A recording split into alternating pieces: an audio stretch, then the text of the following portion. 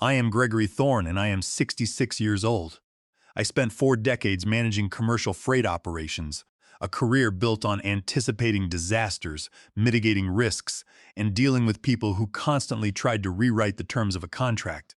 When I finally retired, I purchased a property on the shores of the Chesapeake Bay in Maryland. It was fully paid off, surrounded by quiet water and old trees, a sanctuary designed for absolute silence. I was kneeling on the wooden planks of my private dock, the smell of salt water and fresh cedar stain heavy in the air, when my phone vibrated against the wood. It was Evan Thorne, the man my daughter Chloe Thorne had married. Evan Thorne never called to check on my health or ask about my day. When I answered, he did not offer a greeting. Over the loud clattering noise of a busy restaurant in his background, he barked an order. "William Thorne and Brenda Thorne lost their lease," he said, referring to his parents. "They are moving into your guest wing on Tuesday. Chloe Thorne says, you have plenty of room, deal with it." I held the phone away from my ear for a fraction of a second, analyzing the sheer arrogance of his demand. I did not yell. I did not argue the logistics of his parents moving into my home without permission. Decades of dealing with hostile negotiations taught me that showing anger only gives the adversary a target to attack. I simply told him the gate code was unchanged and I ended the call. The swift capitulation on my end was tactical. It would make Evan Thorne overconfident, blinding him to my immediate mobilization. I wiped the cedar stain from my hands with a rag, walked straight up the gravel path to my house, and completely bypassed the guest rooms. I drove to the local supply store, purchased heavy-duty commercial deadbolts, and spent the remainder of the afternoon installing them on my master suite and my home office. Inside my office safe rested my financial ledgers, the deeds to the property, and the architectural blueprints of the house. If an invasion was coming, my inner sanctums would remain completely impenetrable. Tuesday arrived with the grinding crunch of heavy tires on my driveway. A large rented box truck parked aggressively across the lawn. William Thorne and Brenda Thorne stepped out of the vehicle. They did not knock on my front door. They did not seek me out to offer a greeting or express gratitude for the shelter. Brenda Thorne immediately began complaining in a loud, shrill voice about how the coastal humidity was going to absolutely ruin her hair, fanning her face with profound irritation. William Thorne marched directly through my front entrance, leaving the door wide open behind him, and began shouting orders at 2 hired movers carrying boxes. I stood in the hallway, watching silently as William Thorne pointed a thick finger at an antique mahogany credenza resting against the living room wall. "Drag that old junk out to the curb," William Thorne ordered the movers, clapping his hands together. "I need that entire wall cleared out immediately to make room for my massive home theater setup." The credenza did not belong to him. It was the very first piece of furniture my late wife and I had bought together 40 years ago. It held her favorite books, her old journals, and the physical weight of a life we had built before she passed away. I stepped forward, intercepting the movers, before their calloused hands could even touch the wood. I pulled a crisp $100 bill from my money clip and held it out to the larger of the 2 men. "Put his theater setup back in the truck," I told him quietly. The mover glanced at William Thorne, looked down at the money, and took the cash without a single word. I picked up the heavy end of the credenza myself, signaling the other mover to help me carry it down the hall and straight into my home office. Once it was safely inside, I stepped out, pulled the door shut, and locked the new commercial deadbolt with a heavy, satisfying click. William Thorne was shaking with rage. His face turned deep crimson as he watched his theater equipment being loaded back onto the truck. He pulled out his phone and immediately dialed Evan Thorne. I could hear his loud, aggressive complaints echoing down the hallway, twisting a domestic annoyance into a severe, coordinated family threat against my authority in my own home. My phone rang 10 minutes later. It was Evan Thorne, and his tone was laced with pure venom. "You listen to me," he hissed into the receiver, dropping all pretense of respect. "You are going to accommodate my parents comfortably, or I will personally make sure you never see your granddaughter again." He weaponized my own flesh and blood using a child as a bargaining chip to secure free lodging for his entitled parents. I did not respond to the threat. I ended the call in absolute silence, dropping the phone into my pocket. That evening, Brenda Thorne attempted to assert total dominance over the shared space. I had gone to the market earlier, stocking the refrigerator with fresh produce, lean meats, and my usual provisions. When I walked into the kitchen to prepare dinner, I found the refrigerator completely empty of my food. Brenda Thorne was standing by the sink, unpacking dozens of expensive, esoteric organic dietary supplements and strange glass bottles into the crisper drawers. I looked at the kitchen trash can. My fresh groceries were shoved inside, ruined. "Your diet is completely unfit for a shared household," Brenda Thorne proclaimed loudly, not even bothering to look at me. "We require a holistic environment, and those processed toxins you eat are disrupting the energy of the space." I did not raise my voice. I did not argue with a woman who felt entitled to destroy my property. I calmly opened the refrigerator, gathered every single one of her expensive supplements, placed them into a heavy black garbage bag, and carried them out to the back porch, dropping them on the floorboards. Then I walked to the utility closet and physically unplugged the main internet router, resetting the network configurations, and completely changing the Wi-Fi password. Less than an hour later, William Thorne stormed out of the guest wing. He demanded the new password, claiming he needed to log into a remote work server immediately to conduct his business. I looked at him from my armchair, perfectly calm. "I am providing you with a roof," I informed him quietly. "High-speed internet is not included in free lodging. You will have to find a local coffee shop." My silent resistance infuriated him. It forced him to retaliate with a brazen escalation. The very next morning, the doorbell rang at 8. I opened it to find 3 men in heavy work boots, carrying sledgehammers and drywall saws. They were unlicensed contractors. The lead worker looked past me, asking for William Thorne. William Thorne stepped out of the guest wing, a smug grin plastered across his face, and told the men they were going to be knocking down the load-bearing wall between the 2 guest bedrooms to quote an expansive master suite renovation. He was officially attempting to modify my property without my consent. I stepped directly into the path of the lead contractor, blocking the hallway. I demanded to see the work order. The man, looking confused and slightly intimidated by my demeanor, handed me his clipboard. My eyes scanned the document. At the bottom of the page, authorizing the structural demolition of my home, was a signature. It was signed by Evan Thorne. Underneath his name, he had listed himself fraudulently as the property co-owner. The contractor rubbed the back of his neck, casually mentioning that Evan Thorne had ordered the quote specifically to increase the overall resale value of the home for an upcoming market listing. The air in my lungs went completely still. They were not just looking for a free place to stay while they got back on their feet. They were actively preparing to sell my home out from under me. I turned to the contractors and pointed toward the front door. "You are trespassing on private property," I told them, my voice deadly calm. "If you are not off my driveway in 30 seconds, you will be leaving in the back of a police cruiser." The men did not hesitate. They grabbed their tools and practically ran out the door, leaving William Thorne sputtering in the hallway. I did not waste a single word on him. I walked straight into my locked office, my mind racing through the implications of what I had just discovered. If Evan Thorne was brazen enough to forge his name as a co-owner on a demolition permit, what else was he doing behind my back? This realization forced me to log into my primary banking portal. I needed to verify exactly how much liquid assets I had available to hire a litigator and bury Evan Thorne in a legal battle. I navigated through my accounts, my eyes scanning the balances. My personal checking was fine. My retirement accounts were secure. But then I clicked on the joint emergency savings account. It was an account I had established years ago, sharing access with my daughter, Chloe Thorne, so she would always have a safety net if the worst ever happened. I had bailed Evan Thorne out of 2 separate failed business ventures in the past, handing over thousands of dollars to keep my daughter from experiencing financial ruin. But I had explicitly forbidden them from ever touching this specific fund. I stared at the screen. The numbers blurred together for a fraction of a second. The account balance read 0. $45,000 had been entirely drained.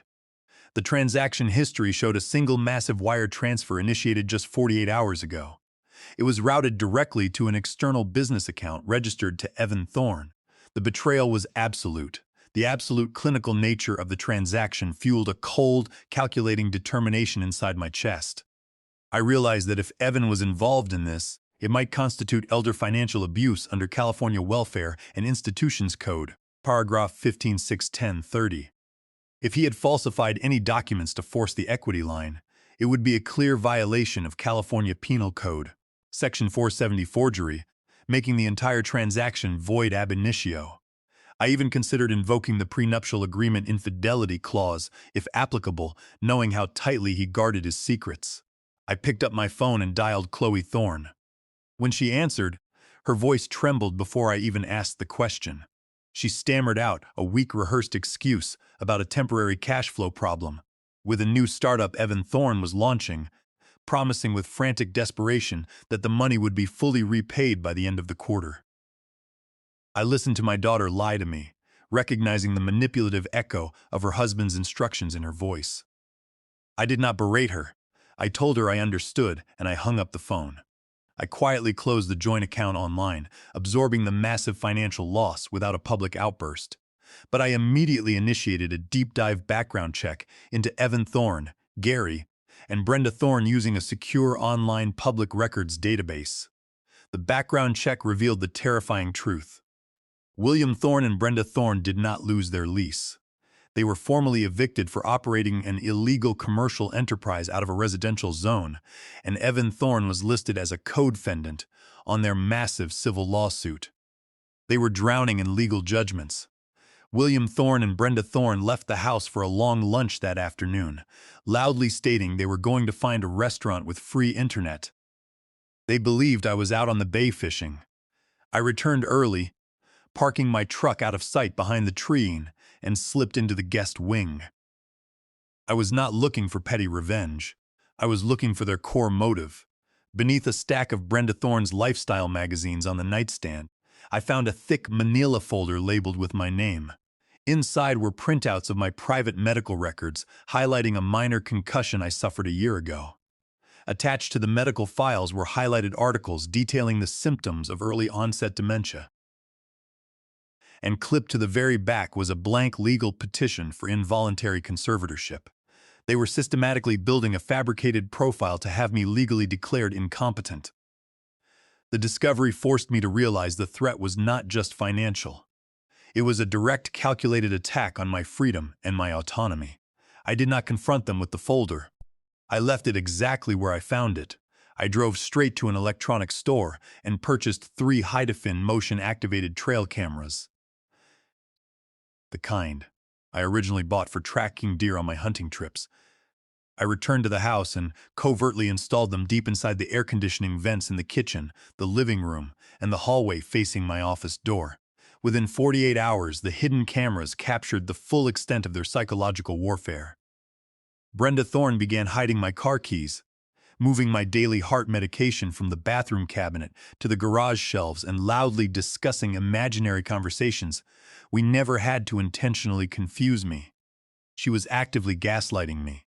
The cameras captured her purposefully turning the knob on my gas stove, leaving the burner unlit, allowing the house to fill with invisible toxic fumes.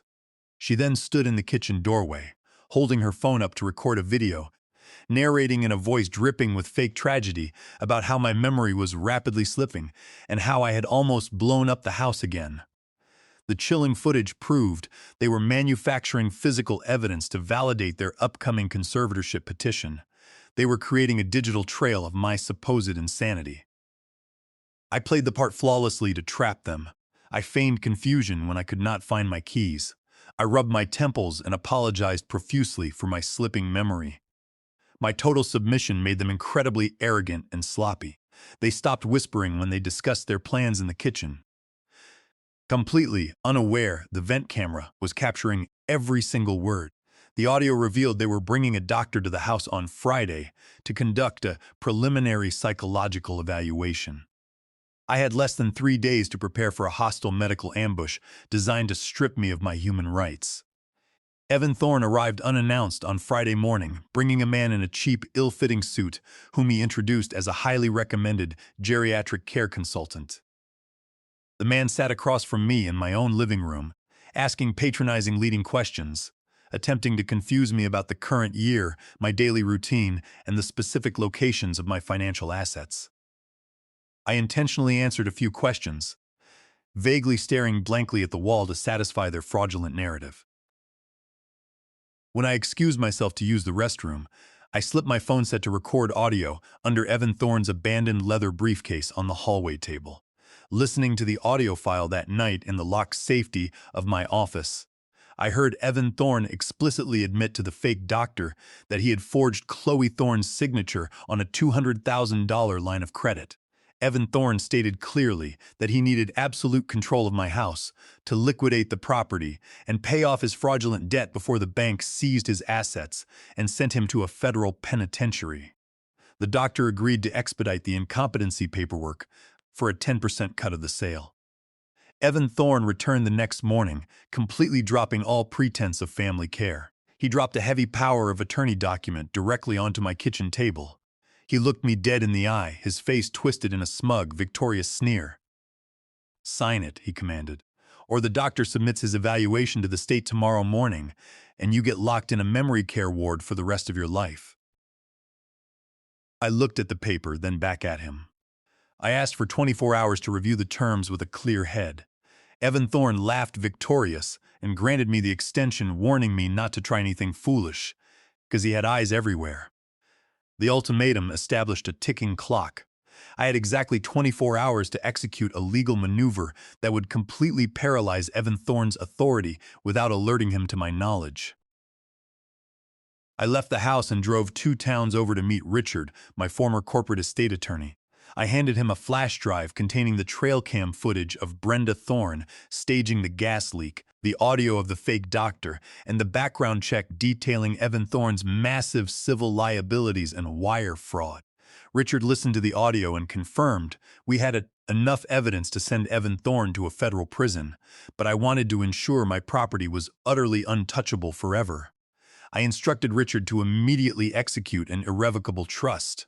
I legally transferred the entire deed of my lake house directly into the trust, naming a heavily funded wounded veterans charity as the sole beneficiary upon my death, while retaining exclusive lifetime residency rights for myself. The moment Richard filed paperwork electronically with the county clerk, I no longer owned the house on paper. The trust owned it. Evan Thorne's forged power of attorney was now completely useless, but I still needed to spring the trap perfectly. I returned home and acted entirely defeated.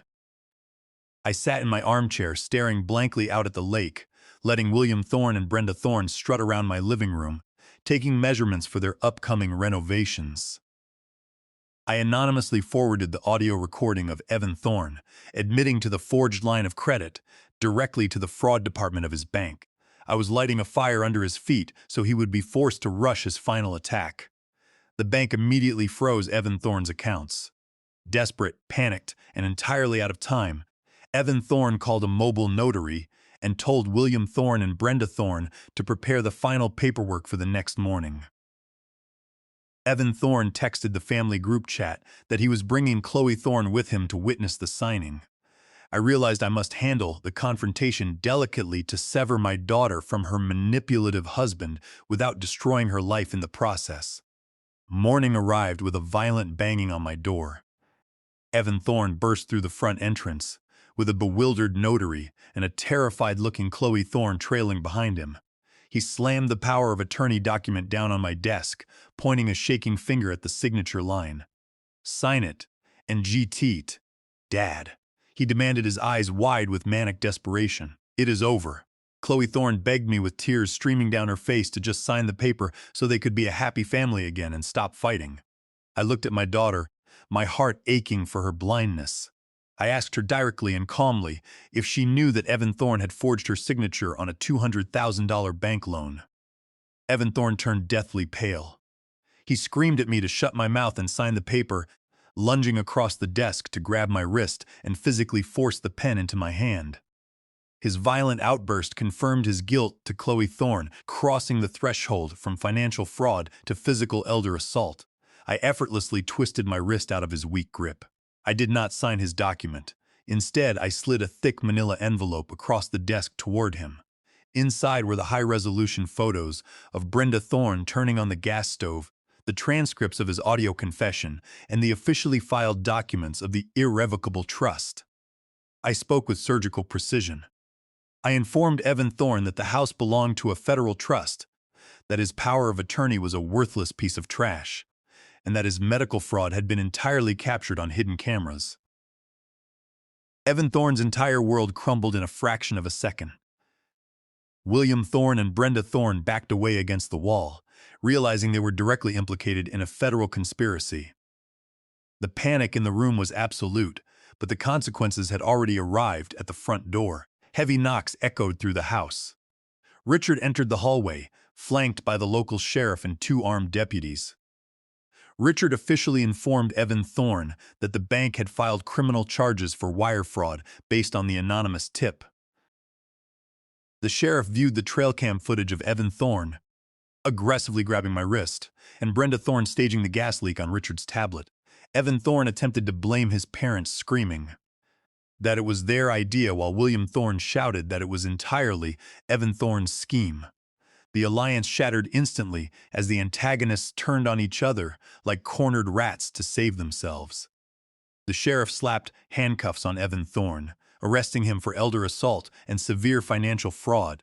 I turned to William Thorne and Brenda Thorne, who were trembling violently in the corner of my office. I gave them exactly 30 minutes to pack their belongings and vacate the premises, or the deputies would arrest them for criminal trespassing and elder endangerment. They scrambled down the hall to the guest wing, frantically throwing their clothes into black garbage bags. Chloe Thorne stood in the center of the room, watching her husband being escorted out to a police cruiser in handcuffs. She broke down sobbing, apologizing repeatedly for being so blind to his manipulation and cruelty. I wrapped my arm around her shaking shoulders, offering her the guest wing to stay in while she filed for divorce and froze her credit to protect herself from his fallout.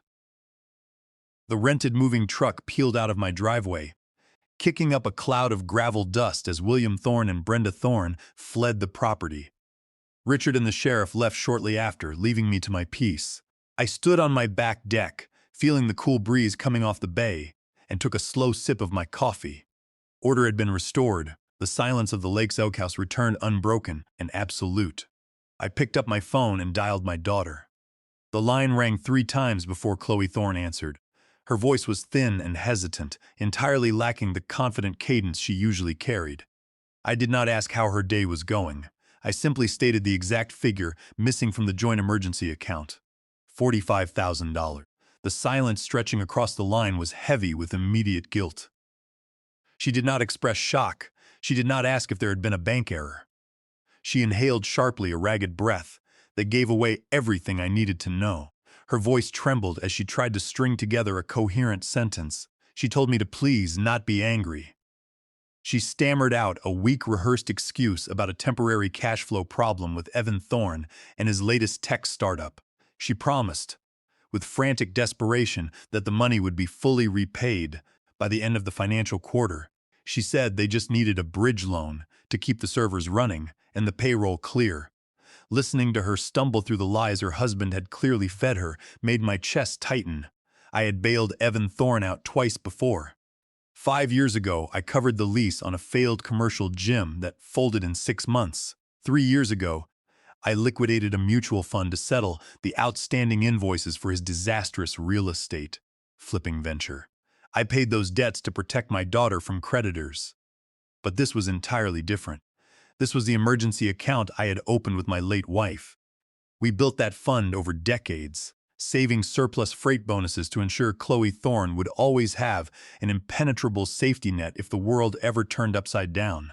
Evan Thorne had not just stolen money. He had reached into the past and desecrated my wife's legacy to cover his own incompetence. Chloe Thorne kept talking, her words spilling out in a panicked rush, begging me to understand that Evan Thorne was on the verge of a massive breakthrough. She swore he was going to double the return. I cut her off. I did not raise my voice. I did not berate my daughter for her blindness or scream about the betrayal. Yelling would only force her to defend her husband, pushing her further into his corner. I simply told her that I understood the situation completely. I told her goodbye, and I pressed the button to end the call. I set the phone down on my heavy oak desk. The silence in my locked office was absolute. I did not pace the room or stare out the window at the dark waters of the bay. Emotion was a luxury I could no longer afford. I opened my laptop and logged directly into my primary banking portal. With a few swift, methodical clicks, I permanently closed the joint savings account. I stripped Chloe Thorne of all authorization privileges and completely severed the financial tether between us. I watched the screen as the confirmation prompt appeared, officially verifying that the account was terminated. I absorbed the $45,000 loss without a flinch. In the commercial freight business, you learn to recognize a sunk cost. You cut the dead weight before it drags the entire fleet to the bottom of the ocean. The money was gone, but the clarity I purchased with it was invaluable. Evan Thorne had crossed a fatal line. He had mistaken my quiet retirement for weakness. He had assumed that an old man living alone on the coast would be too tired, too compliant, or too senile to notice a quiet bleed of his assets. He was wrong. Closing the account was only the first defensive measure. If Evan Thorne was desperate enough to drain his wife's emergency fund behind my back, he was desperate enough to attempt a much larger strike. The contractors knocking on my door earlier that morning were proof that he was eyeing the equity of my home. I needed to know exactly what kind of fire Evan Thorne was trying to put out. I opened a new tab on my browser. During my 40 years managing logistics and freight, dealing with unreliable vendors and hostile contractors, I learned exactly how to pull the threads of a person's life apart. I accessed a premium online public records database, a specialized tool I used to vet corporate partners before signing million-dollar shipping contracts. I bypassed the standard search parameters and dug straight into the county civil court records, inputting William Thorne and Brenda Thorne's full names. The search engine spun for a few seconds before generating a thick, comprehensive list of legal filings. The results populated on my screen, and the arrogant narrative Evan Thorne had spun completely disintegrated. William Thorne and Brenda Thorne did not simply lose their residential lease because a landlord decided to sell. They were forcefully and aggressively evicted by court order. I pulled up the digitized court transcripts and the official civil judgments. William Thorne and Brenda Thorne had been operating an illegal commercial enterprise directly out of their rented suburban home. The documents outlined a massive unregulated cryptocurrency mining operation. They had bypassed the residential power grid, illegally drawing thousands of watts of unmetered electricity to run racks of overheating servers in their basement. The operation had caused severe electrical damage to the neighborhood grid and resulted in a massive fire hazard that prompted a raid by local code enforcement and the fire marshal. The landlord had sued them for devastating property damage, and the utility companies had filed massive claims for the stolen power. They were utterly ruined, drowning in hundreds of thousands of dollars in legal judgments and municipal fines. But the eviction was only the first layer of the deception. I scrolled further down the list of defendants listed on the civil lawsuit, my eyes locked onto the screen. Evan Thorne was named as the primary co-defendant. The court documents detailed his exact involvement. Evan Thorne was the registered owner of the server equipment. He was the architect of the illegal mining operation. He had used his parents' basement to hide the hardware, promising them a massive cut of the non-existent profits. When the authorities raided the house and the lawsuit started flying, the financial liability fell squarely on all three of them. Evan Thorne was not running a struggling tech startup. He was actively running from a massive coordinated legal prosecution. The $45,000 he stole from my daughter was not bridge capital. It was a desperate, panicked payment to keep a team of corporate lawyers from throwing him and his parents into a federal penitentiary. The entire picture crystallized in my mind with terrifying clarity. William Thorne and Brenda Thorne moving into my guest wing was not a temporary housing solution. It was a calculated occupation. Evan Thorne had moved his radioactive parents into my pristine, fully paid-off lake house because they had absolutely nowhere else to go, and their combined debt was suffocating him. He was using my property as a staging ground for his own survival, and the unlicensed contractors he sent to knock down my walls were the ultimate proof of his endgame. He intended to force a rapid remodel, manipulate the title of my estate, and sell my sanctuary out from under me to pay off his massive criminal liabilities. The audacity of his scheme was staggering. He was willing to render me homeless and destitute to save his own skin. I sat back in my leather chair, the glow of the laptop screen illuminating the dark office. Evan Thorne believed he was outsmarting a tired old man. He thought I was nothing more than an open checkbook and a convenient piece of real estate. He had no idea that he had just handed me the exact blueprints to his own destruction. I closed the public records portal and cleared my browser history. I knew I had to act with absolute precision. I could not confront them with this information yet. If I showed my hand now, Evan Thorne would panic. And a panicked man with nothing to lose is incredibly dangerous. I needed to let them feel comfortable. I needed to let them believe their hostile takeover was proceeding exactly as planned. I stood up from my desk and walked toward the door. I unlocked the heavy deadbolt and stepped out into the quiet hallway.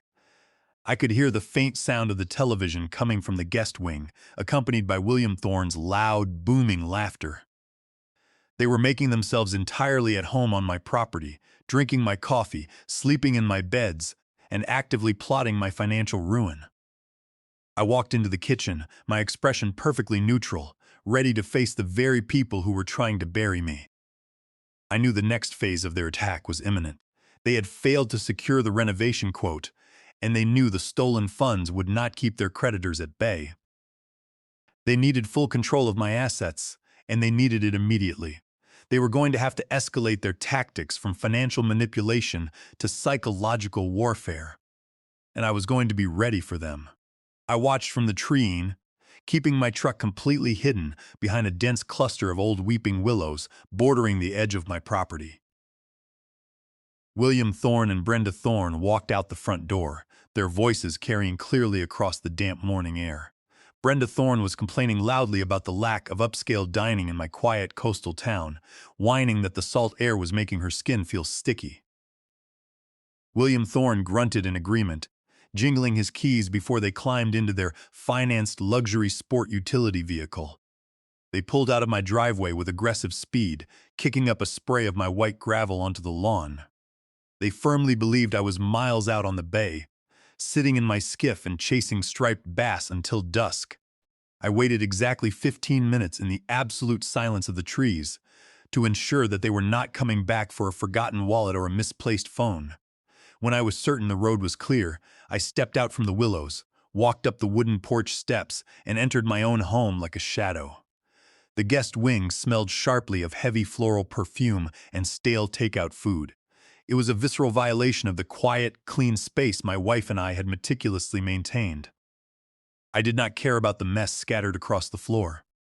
I was not a petty man looking to break a television screen, steal a laptop, or throw their expensive clothes out onto the wet grass. My 40 years running commercial freight operations taught me that when a hostile entity infiltrates your territory, you do not retaliate blindly with brute force. You locate their ledger. You find their operational motive. I moved methodically through the first bedroom. William Thorne had set up his massive dual monitors and trading computers directly on top of my late wife's delicate sewing table, scratching the varnished wood. I ignored the glowing screens entirely. I checked the drawers, sliding them open with practiced silence. They held nothing but tangled charging cables and crumpled fast food receipts. I moved down the hall to the second bedroom, the larger suite that Brenda Thorne had aggressively claimed as her personal sanctuary. Stacks of glossy lifestyle magazines littered the bedside table, carelessly tossed over empty coffee mugs. Discarded shipping boxes from her obscure, overpriced dietary supplements piled up in the corner of the room. I systematically checked the closet shelves, ran my hands beneath the underbed storage containers, and sifted through the dresser drawers. I found nothing incriminating. I was about to leave the room when I noticed a slight unnatural misalignment of the magazines stacked on the nightstand. A heavy, thick manila folder rested beneath the glossy pages, the edge barely protruding over the wood. I reached out and slid the folder free. My full legal name, Gregory Thorne Arthur Carter, was written across the top tab in thick black ink. I immediately recognized the sharp, aggressive handwriting. It was Evan Thorne. I flipped open the heavy flap. The very first page was a printed email chain. It was official correspondence between Evan Thorne and the local medical clinic I had used for 20 years. I read the text, my blood running instantly cold in my veins. Evan Thorne had impersonated my emergency contact over the phone, feeding the clinic, a fabricated story about needing my comprehensive medical history to update my premium life insurance policies. He had somehow managed to bypass their security protocols and procure my private health records. I turned the page, my jaw clenching tight. There was the official summary of a hospital visit from over 14 months ago, detailing a minor concussion I had suffered after slipping on the wet, icy dock during a severe winter storm. Someone had taken a bright yellow marker and highlighted a specific sentence deep in the doctor's notes. The glowing yellow line illuminated the words mild cognitive disorientation secondary to blunt head trauma. I kept digging through the invasive file. Beneath the stolen medical records was a thick stack of printed medical journals and psychological articles. They were heavily highlighted with aggressive notes scribbled in the margins. The titles of the articles were a clear, undeniable roadmap to their sinister conspiracy. Early warning signs of severe dementia. How to identify cognitive decline in aging parents. The legal threshold for establishing elder incompetence. Next to these articles was a handwritten daily timeline on a legal pad. It meticulously detailed my personal routines. It tracked the exact times I took my heart medication, the specific days I drove my truck into town for supplies, and crude notes on which conversation topics easily agitated me. They were actively studying me. They were cataloging my life like researchers examining a lab rat to manufacture a convincing narrative of rapid mental decay. But the final document, waiting at the bottom of the folder, was the actual weapon. It was a multi-page legal form printed on thick, watermarked legal paper. I stared at the bold heading across the top of the page, Petition for Appointment of Probate Conservator. It was a completely blank petition for involuntary conservatorship, ready to be filed with the county court. I read through the sterile bureaucratic text. The document was explicitly designed to strip a human being of their fundamental rights. If signed by a judge, it would transfer absolute control of my medical decisions, my living arrangements, and my entire financial portfolio directly to the appointed conservator. I looked down at the designated conservator field on the second page. The name already neatly typed into the blank space was Evan Thorne. The entire scheme locked into place with terrifying mathematical precision. William Thorne and Brenda Thorne occupying my guest wing was never just about scoring free rent after their illegal crypto mining eviction. The forged demolition quote to knock down my walls was not just an arrogant overstep by a greedy son-in-law. Evan Thorne needed $200,000 to pay off his fraudulent civil judgments and bank loans. He desperately needed to sell my lake house to cover his tracks. But he could not simply forge a deed transfer or a bill of sale. The title company and the closing attorneys would require my physical presence, my valid identification, and a certified notary to liquidate my estate legally and pocket the cash he needed to become my sole legal guardian. He needed a state judge to officially declare me unfit to manage my own affairs. And to convince a judge, he needed a documented, undeniable history of erratic behavior, a steady stream of worried complaints from live witnesses, and a compromised medical professional willing to sign a damning evaluation. William Thorne and Brenda Thorne were the embedded witnesses. The daily gaslighting and hidden keys were the manufactured evidence. Evan Thorne was the ruthless architect orchestrating my demise from afar. I stood completely still in the middle of the guest bedroom, holding the legal petition that would literally turn me into a Pennyles prisoner in a locked state-run memory care facility. My daughter Chloe Thorne had defended Evan Thorne blindly for years, shielding him from any real accountability. I had paid off his ruined commercial gym lease 5 years ago to keep her from being evicted onto the street. I had liquidated a high-yield mutual fund to save them from his disastrous real estate flipping ventures. I had absorbed those massive financial losses in absolute silence because a father protects his child no matter the cost. But Evan Thorne had tragically misinterpreted my silent protection as utter submission. He looked at a man who had spent 4 decades wrestling corrupt freight unions, navigating catastrophic supply chain disasters and legally crushing rival transport firms, and he saw only a senile Mark waiting to be fleeced. He believed my quiet retirement by the water was a permanent symptom of weakness.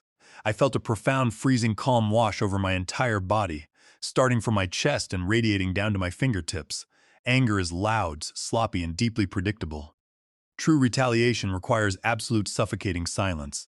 If I walked out into the driveway right now, called the sheriff, and threw their belongings out onto the gravel road, they would instantly spin the narrative. They would call Evan Thorne, who would show the responding officers my stolen medical records. They would claim I was suffering a violent, unprovoked, paranoid episode. They would use my perfectly justified outrage as the final indisputable piece of evidence they needed to rush the emergency conservatorship petition to a judge by tomorrow morning. I could not act with force. I could not yell or threaten them. I had to let them continue their vile performance. I had to let them build their trap so incredibly deep that they could never climb out of it once the steel jaws snapped shut. I carefully realigned the papers, sliding the heavy conservatorship petition to the very back of the stack. I placed the highlighted medical journals and my stolen hospital records exactly as I had found them. I slipped the thick manila folder back underneath the glossy lifestyle magazines on the nightstand, ensuring the edge protruded at the precise, careless angle Brenda Thorne had left it.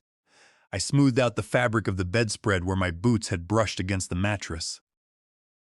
I walked out of the guest wing, closing the door slowly until the metal latch clicked silently into the strike plate. I walked into my kitchen, turned on the faucet, washed my hands with freezing cold water, and looked out the window at the calm, dark surface of the bay. They wanted to prove my mind was failing. They wanted to document a confused, erratic, helpless old man who could no longer survive on his own. I decided, right then, staring out at the water, that I would give them the exact performance they required to hang themselves. I would be the perfect compliant victim, entirely unaware of the slaughter waiting for them in the dark. I walked away from the guest room with a profound, freezing calm that sharpened every nerve in my body. A piece of paper hidden beneath a stack of magazines was not a crime I could report to the authorities. It was merely intent to destroy Evan Thorne and his parents completely. I needed them to execute their plan while I watched from the dark. I needed undeniable proof of their.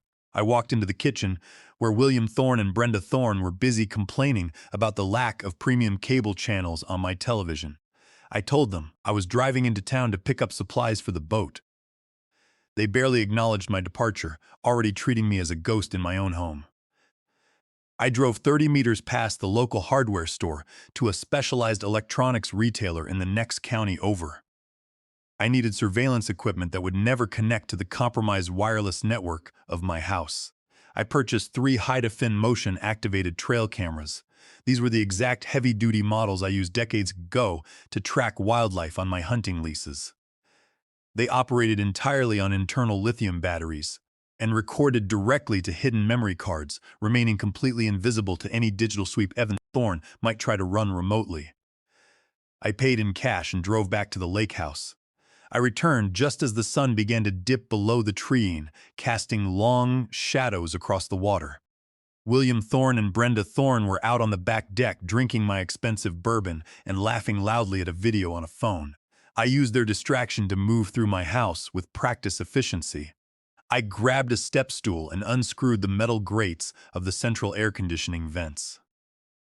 I placed the first camera deep inside the kitchen duct, angling the lens to capture the stove and the central island. I installed the second camera in the main living room vent, giving me a clear, unobstructed view of the front door and the seating area. The third camera went into the hallway, positioned in the dark shadows of the grate to monitor the entrance to my locked home office. I secured the grates back into place and meticulously wiped away any trace of dust or fingerprints. The next 48 hours became an exercise in extreme psychological endurance. I played my role to perfection to give them a false sense of absolute control. When I sat at the dinner table, I intentionally asked Brenda Thorne the exact same question twice in a row. I watched her eyes light up with predatory excitement. I left a coffee mug in the wrong cupboard. I pretended to misplace my reading glasses, letting William Thorne find them with a heavy theatrical sigh. Every single time I showed a fabricated sign of weakness, they grew bolder and more careless. They stopped treating me like a host and started treating me like an inmate waiting for transfer. On the morning of the second day, the true depth of their depravity revealed itself. I told them I was going down to the dock to clean the boat motor. I walked out the back door, letting the screen slam shut behind me, but I did not walk down to the water. I crept around the perimeter of the house, staying completely out of sight, and slipped into the detached garage. I waited in the damp shadows for 2 hours, watching the driveway through a dusty window. Eventually, William Thorne and Brenda Thorne walked out the front door, got into their vehicle, and drove away to run errands. When I finally re-entered the house, a thick, nauseating odor hit me the moment I crossed the threshold. It was the sharp, unmistakable smell of unlit natural gas. The entire house was rapidly filling with toxic fumes. I did not panic or shout. I held my breath, moving silently and swiftly into the kitchen. The front left burner on my premium gas range was turned all the way open, hissing a steady stream of lethal vapor into the enclosed room. I reached out and snapped the dial into the off position. I threw open the kitchen windows and unlocked the patio doors, letting the strong bay breeze sweep through the house to clear the deadly air.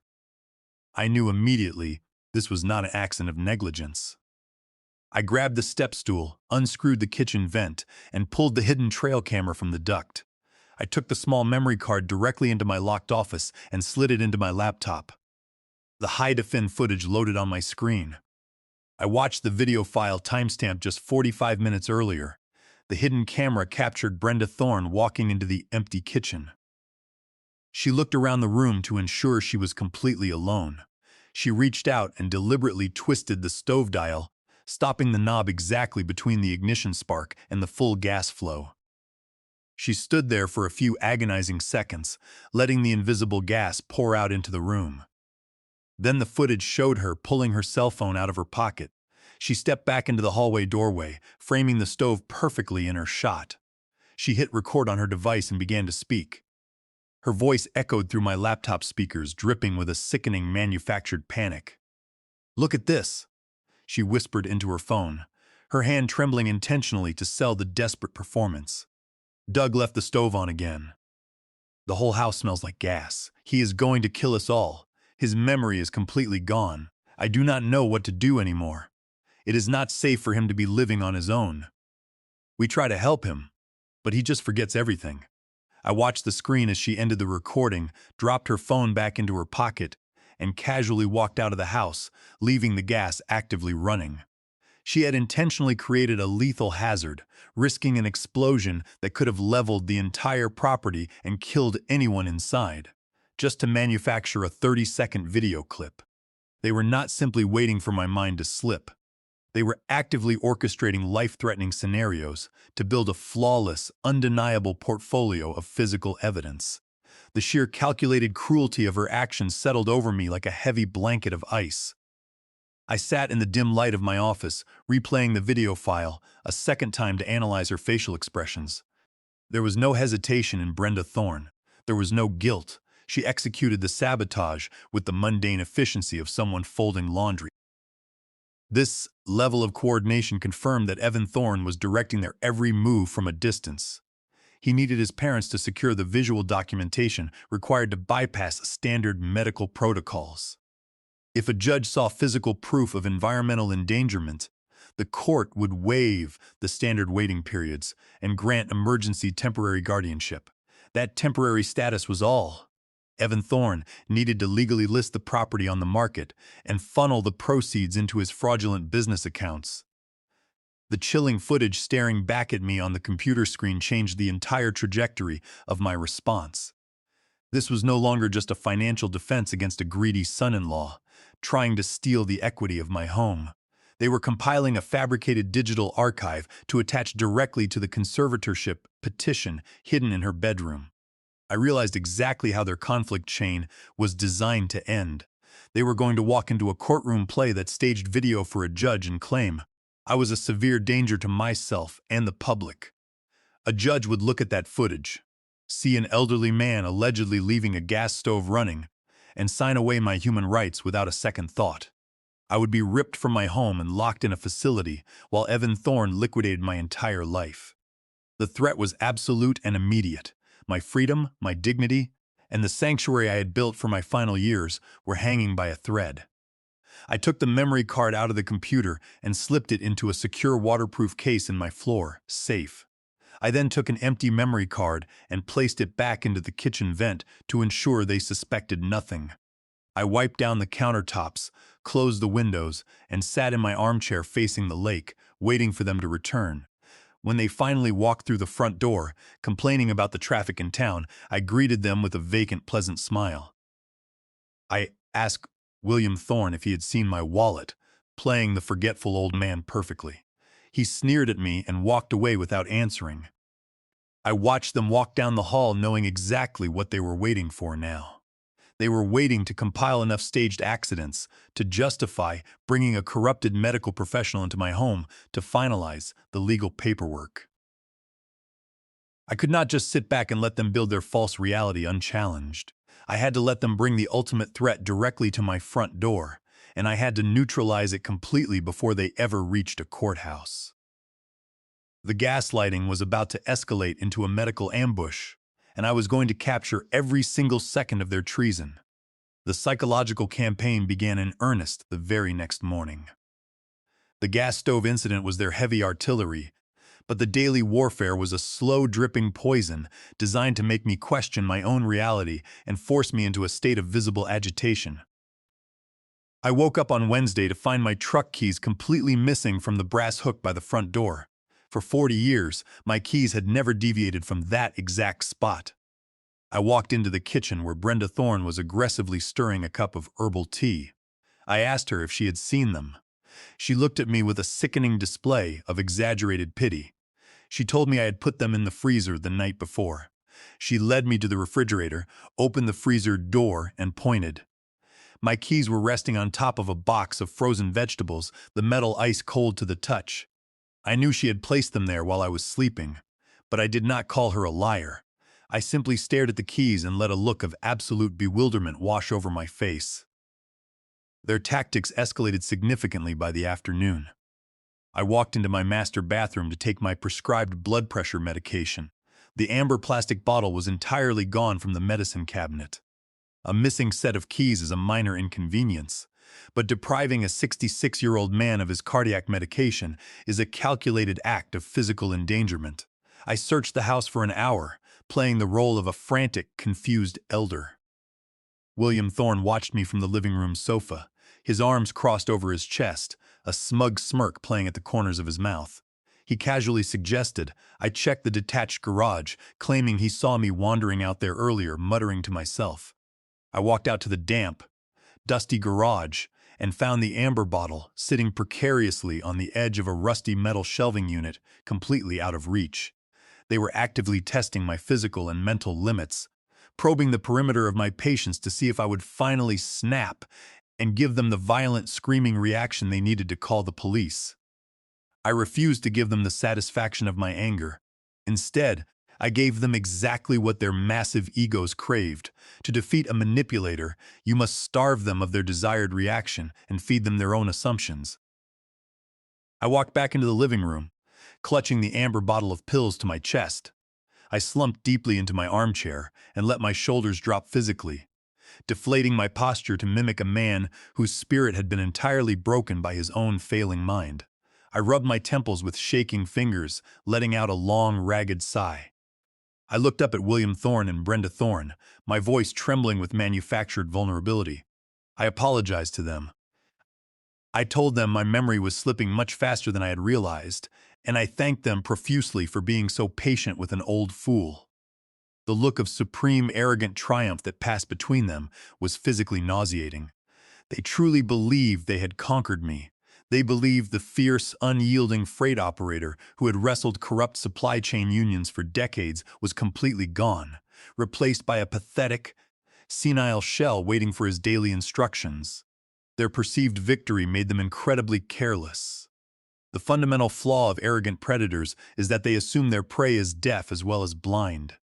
By Wednesday evening, William Thorne and Brenda Thorne completely abandoned the cautious whisperings they had practiced during their first few days in the guest wing. They believed I was fast asleep in my master's suite, utterly exhausted by the mental strain they had systematically manufactured. They sat openly at the kitchen island, drinking my expensive wine, poring over the legal paperwork Evan Thorne had dropped off. They were sitting directly beneath the central air conditioning vent, where my high-definition trail camera was silently recording their every single breath.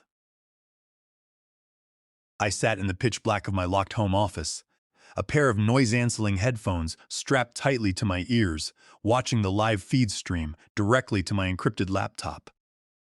The microphone on the heavy-duty camera picked up their voices with crystal-clear precision. Brenda Thorne was swirling the red wine in her glass, complaining bitterly about the damp smell of the lake air.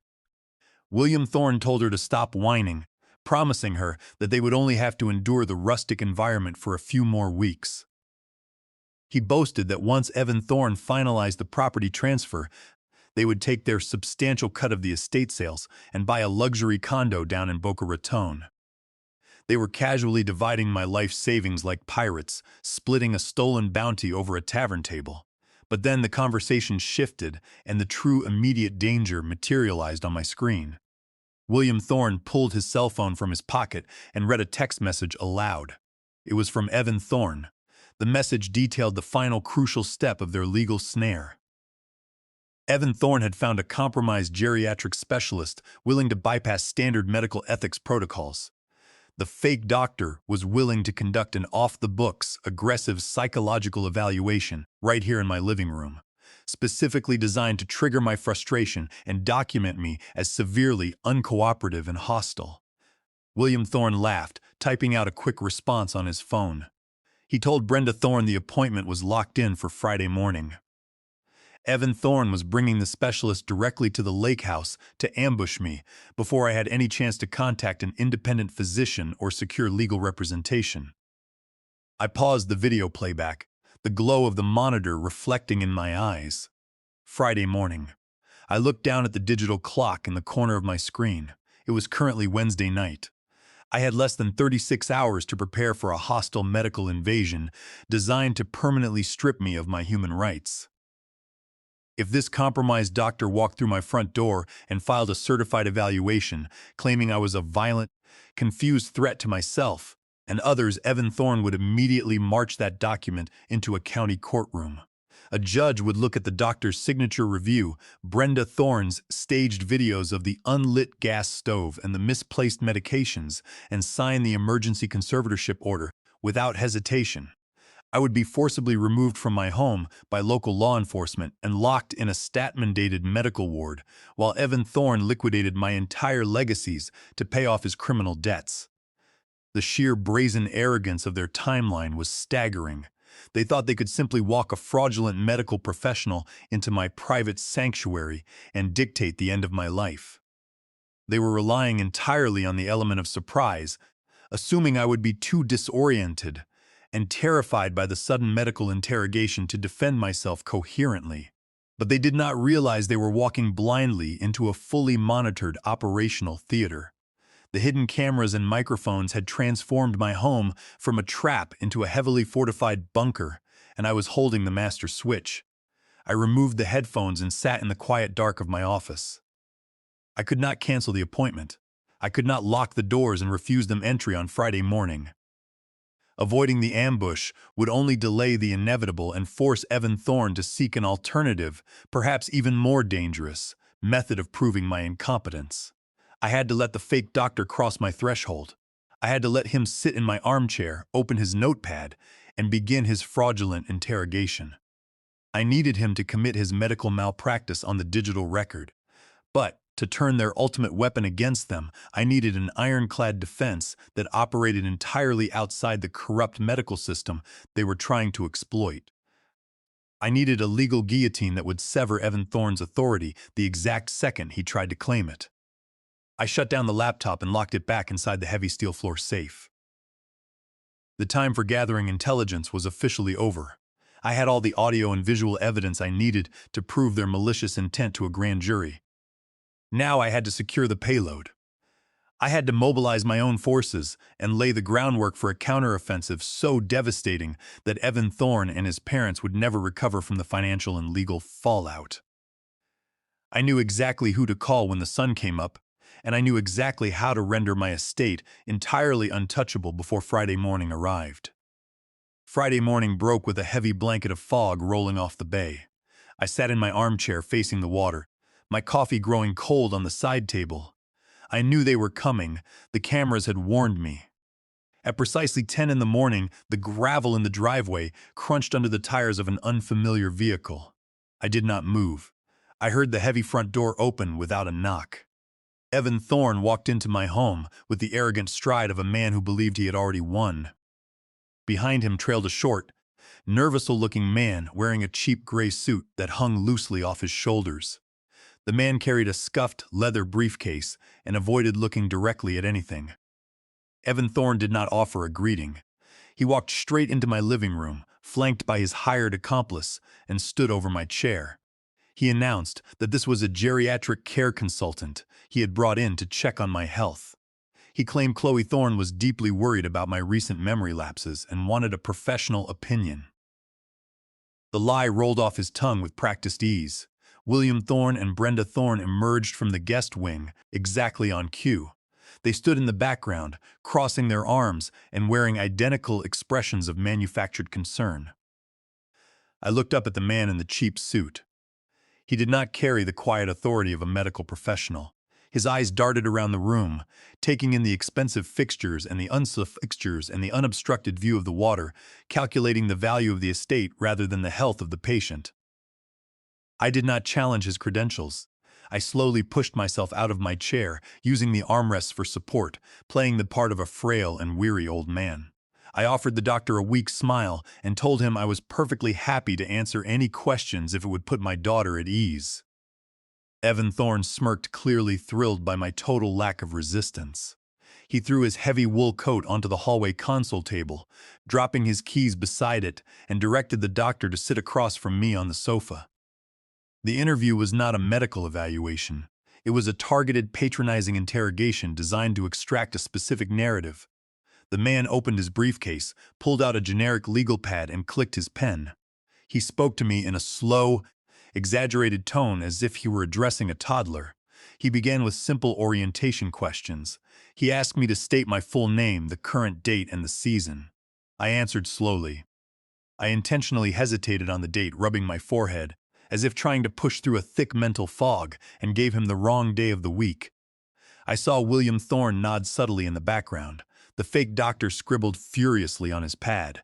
He moved on to my daily routines, asking how I managed my meals and my medications. I lowered my gaze to the floor and admitted that I had been struggling lately. I told him I sometimes forgot to turn off the stove and that I had completely misplaced my heart pills just a few days ago. The questions then shifted exactly where I knew they would. The doctor leaned forward, dropping the patronizing tone for something much sharper.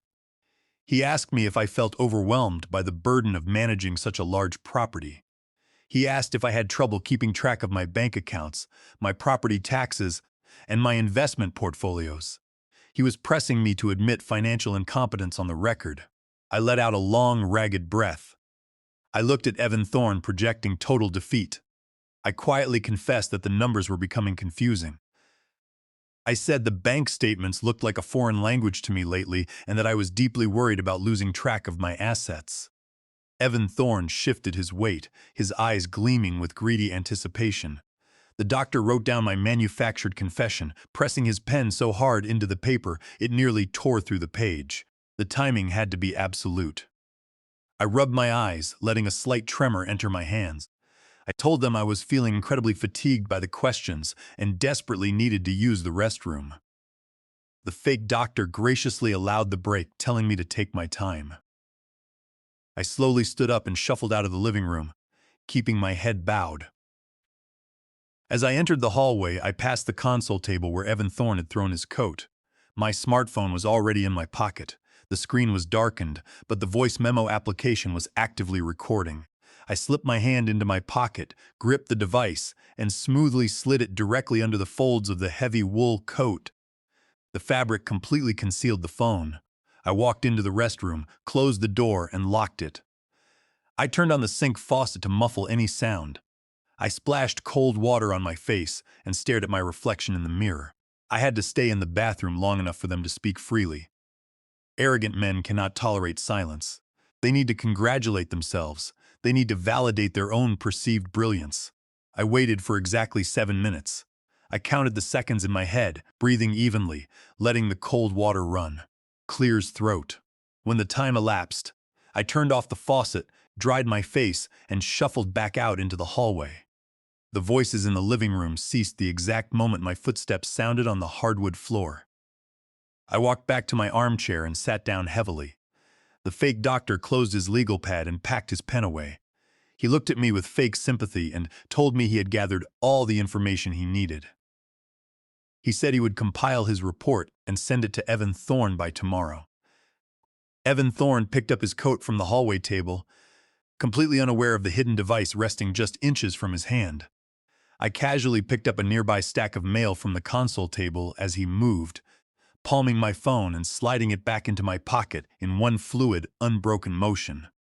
My 40 years of overseeing dockyard logistics had required sleight of hand and rapid misdirection more times than I cared to count. Evan Thorne never noticed a thing. He told me to get some rest, turned his back on me, and walked out the front door with his hired fraud. William Thorne and Brenda Thorne retreated to the guest wing to celebrate their perceived victory, leaving me alone in the silent house. I walked directly into my locked home office. I pulled the heavy shades down over the windows and sat at my desk. I pulled the phone from my pocket, stopped the recording, and immediately uploaded the audio file to my secure encrypted laptop. I put on my noise-canceling headphones and opened the file. I fast-forwarded through the initial 7 minutes of the interview, skipping past my own manufactured confusion until I reached the exact moment I had closed the restroom door. The audio was crisp and undeniable. As soon as I left the room, the fake doctor dropped his professional demeanor completely. His voice was sharp and agitated. He told Evan Thorne that this was a massive risk. He complained that fabricating a medical evaluation to strip an independent adult of their civil rights could cost him his medical license and send him to prison. He demanded to know when he was getting his cut of the estate. Evan Thorne hissed at him to lower his voice. I listened closely as Evan Thorne began to speak. Panic and desperation bled through his arrogant facade. Evan Thorne told the doctor that the payoff was guaranteed the moment the judge signs the conservatorship. But the doctor refused to back down, pressing Evan Thorne on why they had to move so dangerously fast. The silence on the recording lasted for 3 agonizing seconds before Evan Thorne finally cracked. He admitted the truth in a frantic, hushed whisper. He told the doctor that the illegal crypto mining lawsuits had completely wiped him out. He was completely broke, but he had managed to secure a $200,000 line of credit from a commercial bank to keep his creditors at bay. The doctor asked how a man drowning in civil judgments could possibly secure a massive commercial loan. Evan Thorne confessed everything. He explicitly stated that he had forged Chloe Thorne inking the loan documents. He had used my daughter and her pristine credit history and her clean financial background to secure the funds without her knowledge or consent. He had committed severe wire fraud and identity theft against his own wife. But the money was already gone, swallowed up by the massive municipal fines and the predatory lawyers trying to keep him out of jail. The bank was demanding the first repayment, and they were threatening to audit the loan documents if he defaulted. If the bank initiated a fraud investigation, they would contact Chloe Thorne directly. The forgery would be exposed and Evan Thorne would face decades in a federal penitentiary. Evan Thorne needed control of my lake house because it was the only clean, unencumbered asset left in his orbit. He intended to use the fraudulent medical evaluation to secure emergency guardianship list the property for a rapid cash sale and use my life savings to pay off the forged commercial loan before the bank auditors triggered a federal investigation. He was willing to destroy my life, strip me of my freedom, and leave my daughter financially ruined just to cover his own criminal tracks. The audio recording ended with Evan Thorne promising the fake doctor $50.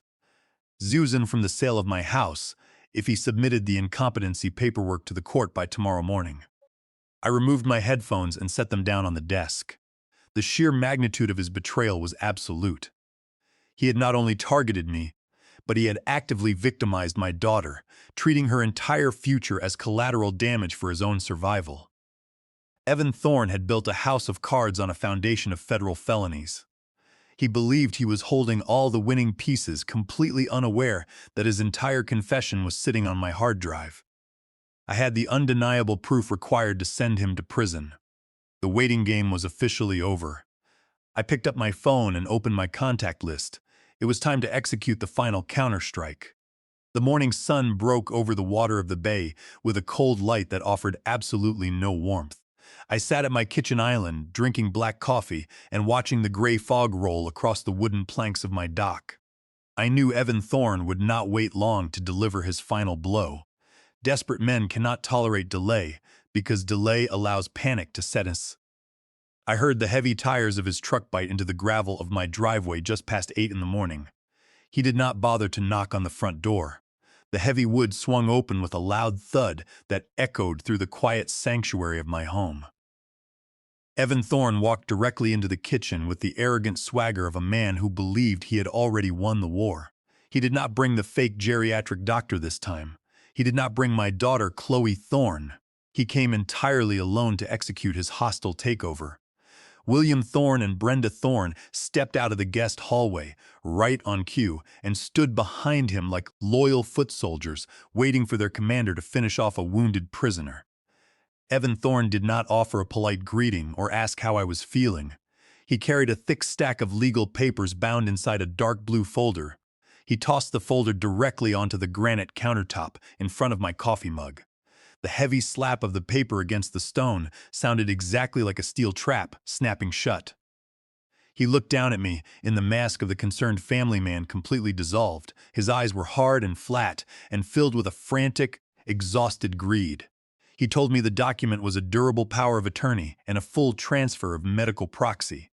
He explained that it gave him absolute executive control over my medical decisions, my real estate properties, and my entire banking portfolio. He said it was a necessary step because I could no longer be trusted to manage my own life. I looked at the blue folder and then up at his smug face. I asked him what would happen if I refused to sign away my entire existence. Evan Thorne leaned forward and placed both of his hands flat on the kitchen island. He deliberately invaded my personal space to physically intimidate me. He lowered his voice into a cold, dead whisper that made my stomach turn. He told me that if my signature was not on that paper by tomorrow morning, the geriatric specialist would immediately submit his psychological evaluation to the state medical board. Evan Thorne spelled out the consequences with sadistic pleasure. He said a judge would review the fabricated videos of me, leaving the gas stove running, and sign an emergency order before noon.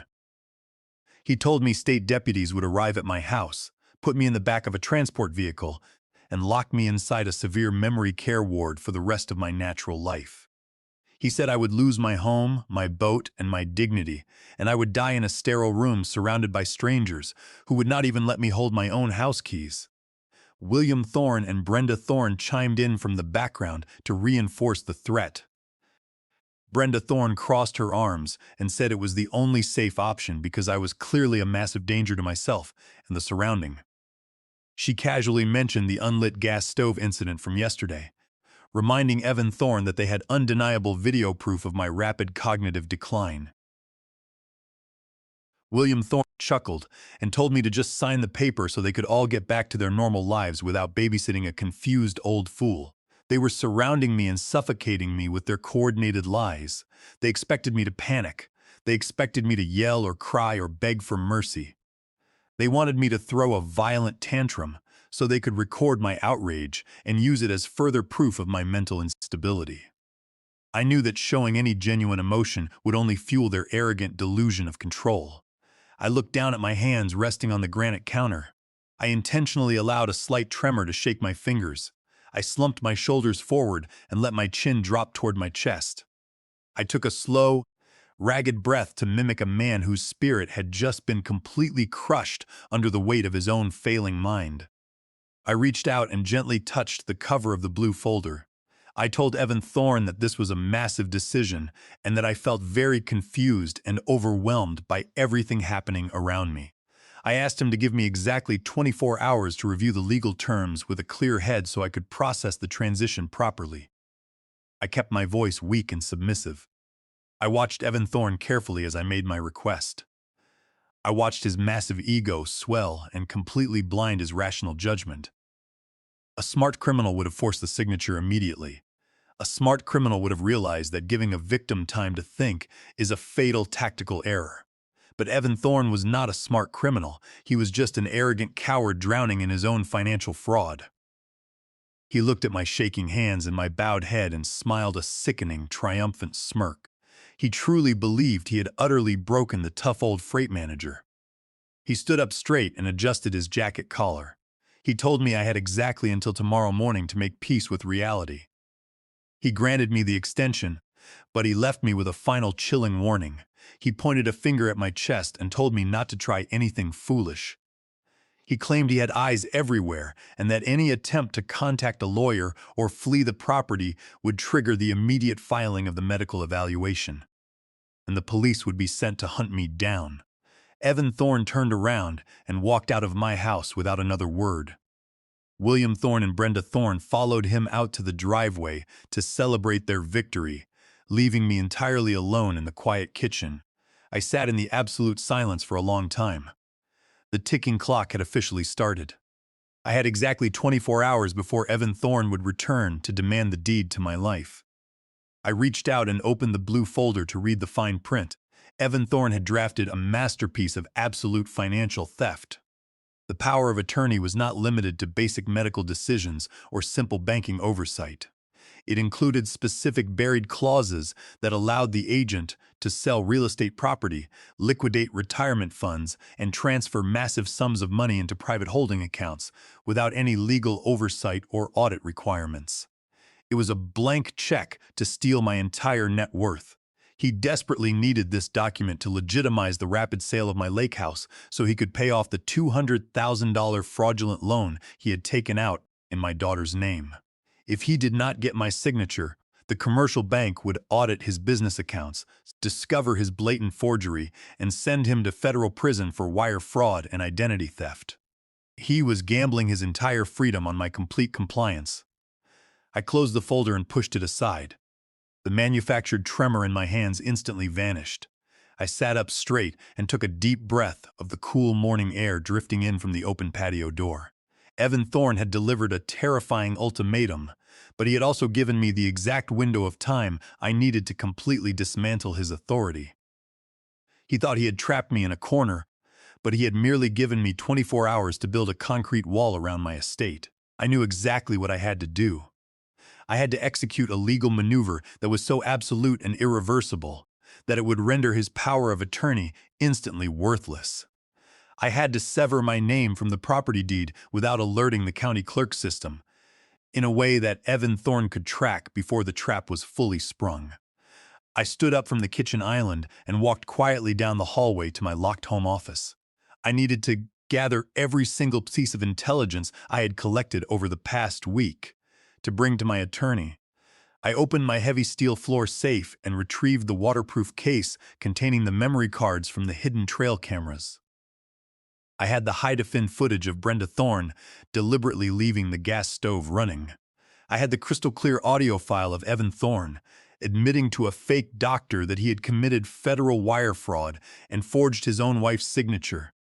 I had the comprehensive background check detailing William Thorne and Brenda Thorne's illegal cryptocurrency mining eviction and the massive civil judgments hanging over their heads. I placed all the physical evidence and digital files into a heavy manila envelope. The weight of the envelope in my hands was the literal weight of their impending destruction. They had spent weeks trying to convince me that my mind was decaying and that I was a helpless old fool who needed to be locked away in a sterile white room. They had weaponized my age and my isolation against me to steal my sanctuary, but they had fundamentally misunderstood the man they were dealing with. I did not survive 40 years in the cutthroat logistics industry by rolling over when cornered by greedy parasites. I survived by anticipating the enemy's final move and destroying the ground they intended to stand on before they even realized the battle had begun. I looked at the clock on my office wall. It was 9 in the morning. I had exactly 23 hours left to arm the legal guillotine. I slipped the manila envelope into my leather briefcase and locked my office door behind me.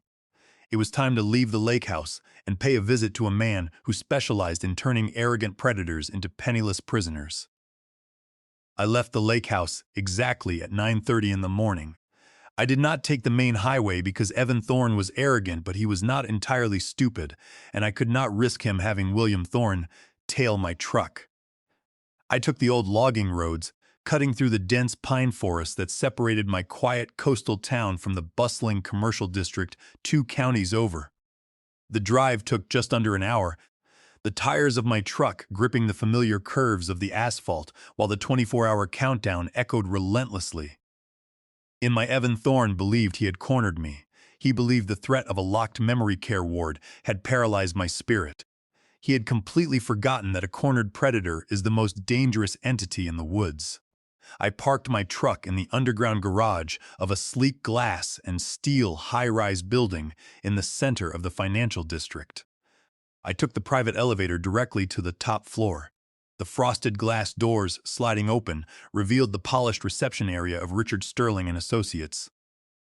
Richard had been my chief corporate counsel for 25 years.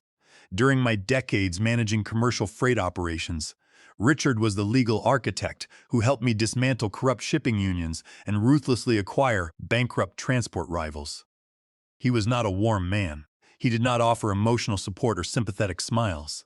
He dealt exclusively in leverage, liability, and absolute legal destruction. That was exactly why I needed him now. The receptionist recognized me instantly and ushered me directly into his corner office. Richard was sitting behind a massive mahogany desk, reviewing a stack of contracts. He looked up, his sharp gray eyes taking in my sudden appearance without a flicker of surprise. He motioned for me to sit. I did not bother with pleasantries or small talk. I pulled the heavy manila envelope from my leather briefcase and placed it squarely in the center of his desk. I slid the encrypted flash drive across the polished wood. I told him I needed him to secure my entire estate before the banks opened tomorrow morning. Richard inserted the drive into his computer. I sat in absolute silence as he opened the files. I watched his face as he reviewed the high-definition footage of Brenda Thorne intentionally leaving the natural gas stove running in my kitchen to manufacture a fraudulent emergency video. His expression remained entirely neutral, but the grip on his pen tightened. Then he opened the audio file. The crystal-clear recording of Evan Thorne plotting with the fake geriatric doctor filled the quiet office. Evan Thorne explicitly admitted to forging my daughter Chloe Thorne's signature on a $200,000 commercial line of credit to cover his disastrous cryptocurrency mining debts. He detailed his exact plan to use a fabricated psychological evaluation to seize control of my lake house, liquidate the property, and pay off the fraudulent bank loan before federal auditors caught his trail. When the audio file ended, Richard leaned back in his leather chair and folded his hands. He looked at me with cold professional precision. He stated that we had undeniable evidence of conspiracy to commit elder abuse, attempted extortion, criminal forgery, and massive federal wire fraud. He said Evan Thorne was holding a lit stick of dynamite, and we had the power to send him to a federal penitentiary for the next 15 years. Richard reached for his office phone, telling me he was going to contact his liaison at the district attorney's office to have Evan Thorne arrested before noon. I reached across the desk and gently pushed his hand away from the receiver. I told him the police could wait. I explained that if we arrested Evan Thorne right now, the criminal justice system would take months to freeze the assets, and William Thorne and Brenda Thorne would immediately flee the state to avoid prosecution. More importantly, Evan Thorne was currently holding a completed power of attorney document that he intended to force me to sign by tomorrow morning. If I simply had him arrested, the underlying vulnerability of my estate remained. I needed to ensure that even if Evan Thorne managed to slip through the cracks of the justice system, my property would be entirely untouchable for the rest of eternity. I needed to build a fortress that no greedy relative or corrupt doctor could ever breach. Richard lowered his hand and asked me exactly how I wanted to proceed. I told him I wanted to execute an irrevocable trust immediately. I had spent 40 years building my wealth, and I was fully prepared to part with the ownership of my greatest asset to guarantee Evan Thorne would never touch a single dime. I instructed Richard to legally transfer the deed of my lake house directly into the trust. I would no longer own the property on paper. The trust would become the absolute legal entity holding the title. Richard warned me of the profound weight of this decision. He reminded me that an irrevocable trust could not be modified, amended, or terminated once it was signed. By transferring the deed, I was permanently relinquishing my direct ownership of the estate. I looked him dead in the eye and told him I was completely aware of the finality. I instructed him to draft the specific terms. I would retain exclusive lifetime residency rights, guaranteeing that I could live in the house undisturbed until the day I drew my last breath. No one could evict me, and no one could sell the property out from under me. Richard asked who the ultimate beneficiary of the trust would be upon my death. I did not hesitate. During my time managing dockyard logistics, I had worked alongside countless young men who had returned from overseas deployments with shattered bodies and fractured minds. I told Richard to name the National Wounded Veterans Coalition as the sole beneficiary. When I passed away, the house would be liquidated by the trust, and every single dollar of equity would go directly toward funding housing and medical care for paralyzed combat veterans. My daughter Chloe Thorne was already financially secure with her own career, and I would leave her my liquid cash savings in a separate protected account. But the lake house, the ultimate prize that Evan Thorne was willing to destroy my life to steal, would be given entirely to men and women who had actually bled for their country. A rare, sharp smile broke across Richard's face. He understood the strategic brilliance of the maneuver immediately. By placing the house into an irrevocable trust, the property simply ceased to exist as a personal asset in my name. The power of attorney document Evan Thorne was currently holding hostage in my kitchen was now a completely worthless piece of paper. Even if Evan Thorne successfully bribed a judge, even if he managed to have me declared severely incompetent and locked in a memory care ward, he could not sell a house that I no longer legally owned. A conservator can only manage the assets belonging to the ward. If the trust owned the estate, Evan Thorne would gain absolutely nothing but legal fees and empty hands. Richard stood up and called his senior clerks into the office. The next 3 hours were a whirlwind of aggressive legal execution. Teams of paralegals drafted the trust documents, verified the property boundaries, and prepared the deed transfer paperwork for immediate electronic filing with the county clerk. I sat in the leather chair drinking black coffee, watching my longtime ally construct an impenetrable titanium vault around my life's work. Just past 1 in the afternoon, Richard placed a thick stack of finalized documents on the desk in front of me. A public notary stood by to witness the execution. I picked up the heavy brass pen. I did not feel any hesitation or sorrow as I signed away the deed to my beloved lake house. I felt a profound, exhilarating rush of absolute freedom. With every signature, I was severing the strings Evan Thorne was trying to attach to my limbs. With every initial on the margins of the trust, I was locking the doors of the bank vault and throwing the key into the deepest trench of the ocean. When the final seal was stamped on the paper, Richard immediately submitted the electronic filing to the state registry. He looked at his computer monitor and confirmed that the transaction was officially recorded. The lake house now belonged to the trust. The trap was fully armed and locked into place. Richard handed me a certified copy of the trust execution and asked if I was ready to bring the criminal evidence to the federal authorities. I took the certified documents and slid them into my briefcase alongside the original copies of the surveillance evidence. I told Richard that the authorities would get their turn very soon. But the ultimatum Evan Thorne had issued established a strict 24-hour window, and I intended to use every remaining second to maximize his Evan Thorne believed he was going to walk into my kitchen tomorrow morning and collect the keys to his financial salvation. He believed his psychological warfare had broken me into complete. I had to let him spring his own trap. I had to let him commit to the extortion on the record, so he could not claim it was a simple misunderstanding. I thanked Richard for his ruthless efficiency and walked out of the high-rise building. I drove my truck back down the winding logging roads toward the coast. The fog had burned off, leaving the afternoon sky a brilliant, blinding blue. I did not feel like a hunted man returning to a hostile prison. I felt like an apex predator circling back to an open cage. I had successfully completely paralyzed Evan Thorne's authority without him suspecting a single thing. His power of attorney was now an artifact of a fictional reality. Tomorrow morning, he would drop the heavy blue folder on my counter and demand my life.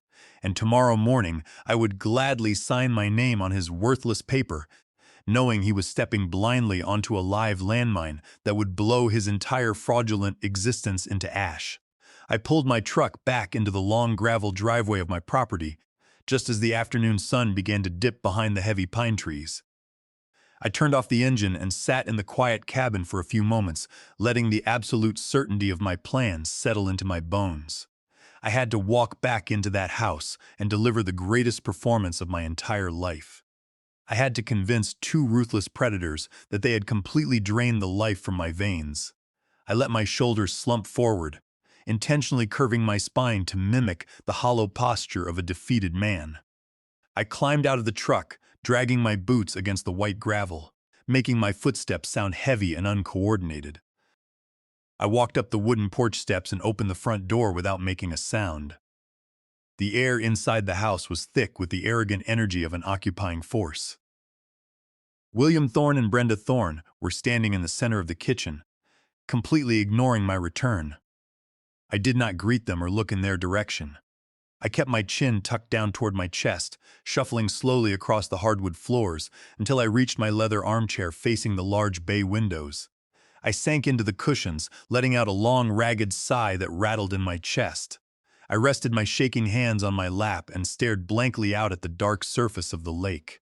I became a silent ghost haunting my own living room. I presented them with the exact image of a broken elder who had finally surrendered his mind to the void. My total submission acted like an accelerant on their massive egos. They stopped pretending I was a human being with feelings and started treating me like a piece of obsolete furniture waiting to be hauled away to the dump. William Thorne walked into the main living space, holding a yellow metal tape measure. He pulled the steel tape across the floorboards with a loud, aggressive snap, measuring the distance from the fireplace to the hallway. Brenda Thorne trailed right behind him, holding a thick, glossy catalog of luxury interior designs and a legal pad. They began to openly discuss the total demolition of my sanctuary. I listened in absolute silence as Brenda Thorne pointed at the custom oak cabinets my late wife and I had installed 30 years ago. She coldly stated that the wood looked cheap and outdated, insisting they rip the entire kitchen down to the studs to install imported marble and floating glass shelves. William Thorne grunted in agreement, scribbling dimensions onto his legal pad. He tapped his pen against the load-bearing wall, separating the dining room from the den, and proudly announced he could knock it down in an afternoon to create a massive open-concept floor plan. They were verbally tearing down every memory I had ever built inside these walls, dividing the equity of my life into luxury upgrades for a house they planned to flip the second I was locked away in a memory care ward. Their cruelty was staggering, but I did not clench my jaw or narrow my eyes. I simply stared at the gentle ripples on the lake, maintaining my mask of complete apathy. They were entirely blinded by their own greed. They failed to realize that a true apex predator does not pace angrily when the trap is set. A predator sits perfectly still in the tall grass, waiting for the prey to step onto the trigger. I waited patiently until William Thorne and Brenda Thorne moved their measuring tape into the master bathroom to argue about replacing the porcelain tub with a walk-in shower. The moment I heard their voices echoing down the far end of the hallway, I quietly pushed myself out of the armchair. I slipped silently into my locked home office and sat down at my heavy wooden desk. It was time to introduce a catastrophic catalyst into Evan Thorne's timeline. Evan Thorne had given me 24 hours to sign away my life, but a calculated enemy with time on his side is dangerous. I needed to shatter his timeline. I needed to fill his veins with blind, blinding panic, A panicked criminal abandons caution and rushes headfirst into his own execution. I opened my encrypted laptop and booted up a secure anonymous email server I had configured specifically for this exact moment. I attached the pristine audio file I had extracted from the hidden vent camera. It was the exact recording of Evan Thorne standing in my living room, explicitly confessing to the fake geriatric doctor that he had forged my daughter Chloe Thorne's signature to secure a $200,000 commercial line of credit. I found the direct emergency contact email for the Executive Fraud and Risk Management Division of Evan Thorne's specific commercial bank. I drafted a very brief, sterile message stripped of any personal emotion or identifying details. I simply wrote that the attached audio file contained a direct confession of federal wire fraud and identity theft regarding an active commercial loan account under their management. I did not ask for a response. I clicked send and watched the progress bar push the digital payload across the network. I was dropping a lit match directly into a powder keg. I logged out of the server, closed the laptop, and quietly walked back to my armchair just as William Thorne and Brenda Thorne returned to the kitchen. The waiting required a profound level of psychological endurance. I knew exactly how corporate financial institutions operated when presented with undeniable verified proof of internal fraud. They do not send polite warning letters, and they do not wait for the end of the business day. They act with ruthless mechanical precision to instantly freeze the compromised accounts and stop the hemorrhaging of their capital. I sat in my chair watching the sun move across the sky, listening to the subtle sounds of the house. Less than 2 hours after I sent the encrypted email, the arrogant atmosphere inside my home completely shattered. The sharp, frantic ringing of William Thorne's cell phone pierced the quiet afternoon air. I heard him pull the phone from his pocket and answer it with a casual, lazy greeting. Within 3 seconds, his posture snapped completely rigid. The color drained from his face, leaving his skin a sickly pale gray. He gripped the edge of the kitchen island so hard his knuckles turned white. I kept my eyes focused on the lake, but I tuned every nerve in my body to the conversation happening 10 feet behind me. William Thorne's voice spiked into a terrified, hushed whisper. He kept repeating the words frozen and locked out, over and over again.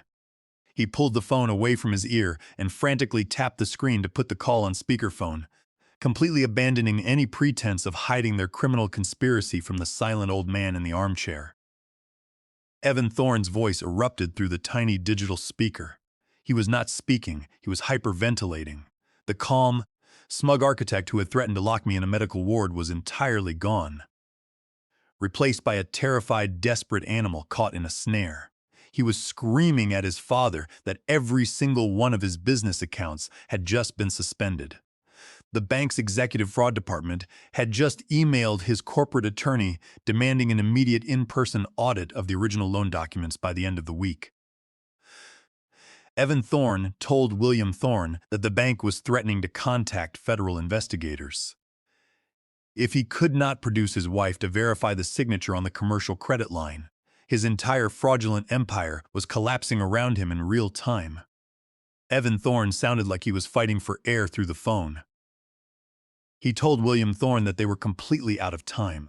The 24-hour window he had arrogantly granted me that morning was instantly revoked.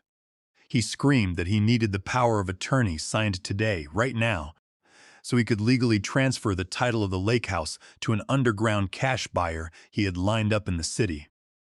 He needed the liquid capital in his hands by tomorrow morning to pay off the forged loan before the bank auditors brought the federal authorities to his front door. Evan Thorne ordered his parents to get the paperwork out on the table and make sure I was sitting in the kitchen. He told them he was driving over at 90 meters an hour and he was bringing a mobile notary who was paid well enough to ignore any legal technicalities or signs of elder distress. The phone call abruptly ended, leaving a suffocating, panicked silence in the kitchen.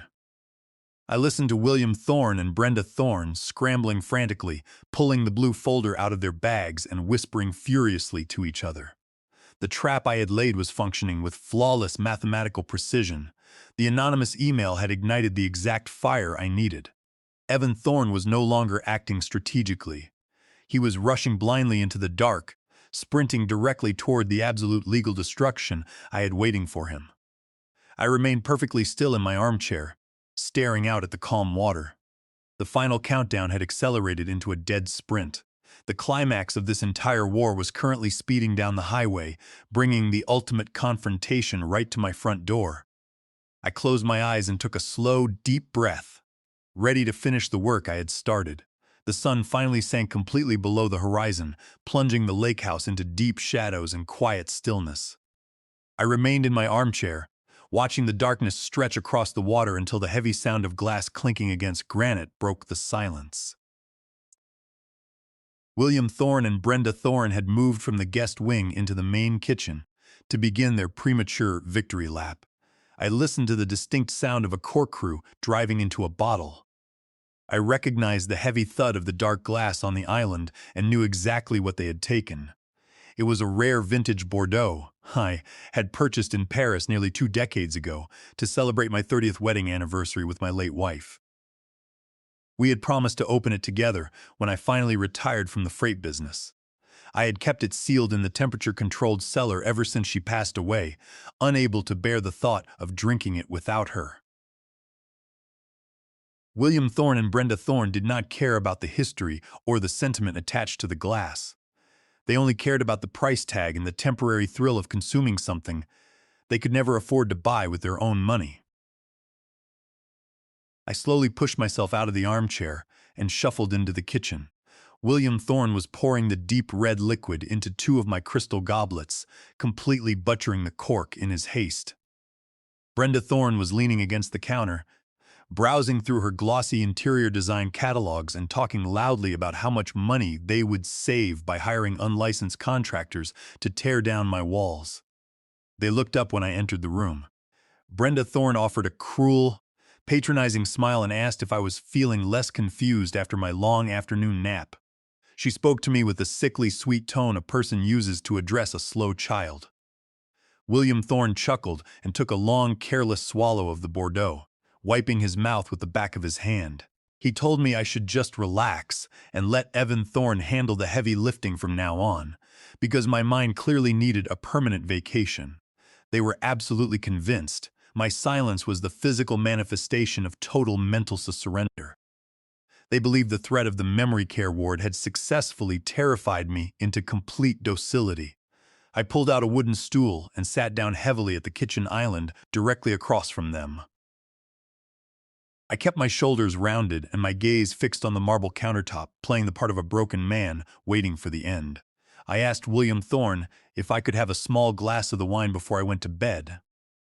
He let out a loud, arrogant laugh and grabbed a standard water glass from the drying rack.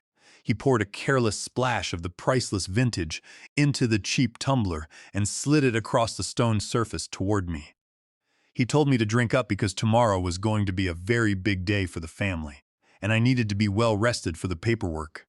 I wrapped my shaking fingers around the glass and brought it to my lips. The wine tasted like ash and bitter memories, but I forced myself to swallow it slowly. I nodded submissively and thanked him for his generosity in my own home. The sheer scale of their hubris was intoxicating to witness. They were celebrating the destruction of my life, while sitting in the very house I had just rendered legally untouchable. They strutted around the kitchen, making grandiose plans for their fraudulent wealth, completely unaware that they were already bankrupt. Every smug smile and condescending remark they directed at me only hardened my resolve. I sat quietly absorbing their mockery and cataloging every cruel joke. I was a sponge soaking up their arrogance to fuel the fire of my impending retaliation. They thought they were watching a tired old animal take its final breaths. They did not understand that absolute stillness is the final posture a predator assumes, right before the fatal strike. I finished the small amount of wine in my glass and carefully placed the tumbler back onto the granite counter. I reached into the pocket of my cardigan and rested my hand over my smartphone. I kept my eyes fixed downward, feigning a state of mental exhaustion, while my thumb expertly navigated the screen by pure muscle memory. My years negotiating ruthless transport contracts under the table had taught me how to communicate without ever showing my hand. I drafted a swift, silent message to Richard at the law firm. I simply typed that the target was arriving tomorrow morning and asked him to confirm the trust was fully armed. The device vibrated once against my palm mere seconds later. Richard replied that the county deed transfer was entirely finalized and the property was legally locked away. The fortress was complete. I then opened a new message thread to contact Carl. Carl was the local county sheriff and a man whose absolute loyalty I had earned 20 years ago, when I quietly paid off his daughter's staggering medical debts after a terrible car accident. Carl ran the local law enforcement with an iron fist and a deep respect for the old codes of honor. I sent him a brief, precise text. I told him a hostile party was attempting to execute a fraudulent medical conservatorship at my address tomorrow morning at 9. I asked him to position 2 unmarked deputies at the end of my gravel driveway by 8:30 and to wait for my direct signal before making entry. Carl responded instantly with a single word confirming the operation. The perimeter was now secure. The trap was laid. I had the legal defense perfectly structured and the law enforcement cavalry waiting in the shadows. I was holding every single string in the room, but I kept my hands folded limply in my lap, letting William Thorne and Brenda Thorne continue their vile celebration undisturbed. The sharp, piercing chime of a text message echoed through the kitchen. William Thorne pulled his phone from his pocket and looked at the screen. A massive grin broke across his face as he read the notification from the family group chat. He looked over at Brenda Thorne and proudly announced that Evan Thorne was bringing the notary to the lake house exactly at 9 tomorrow morning to finalize the power of attorney. But then William Thorne read the second half of the message and my blood instantly turned to ice.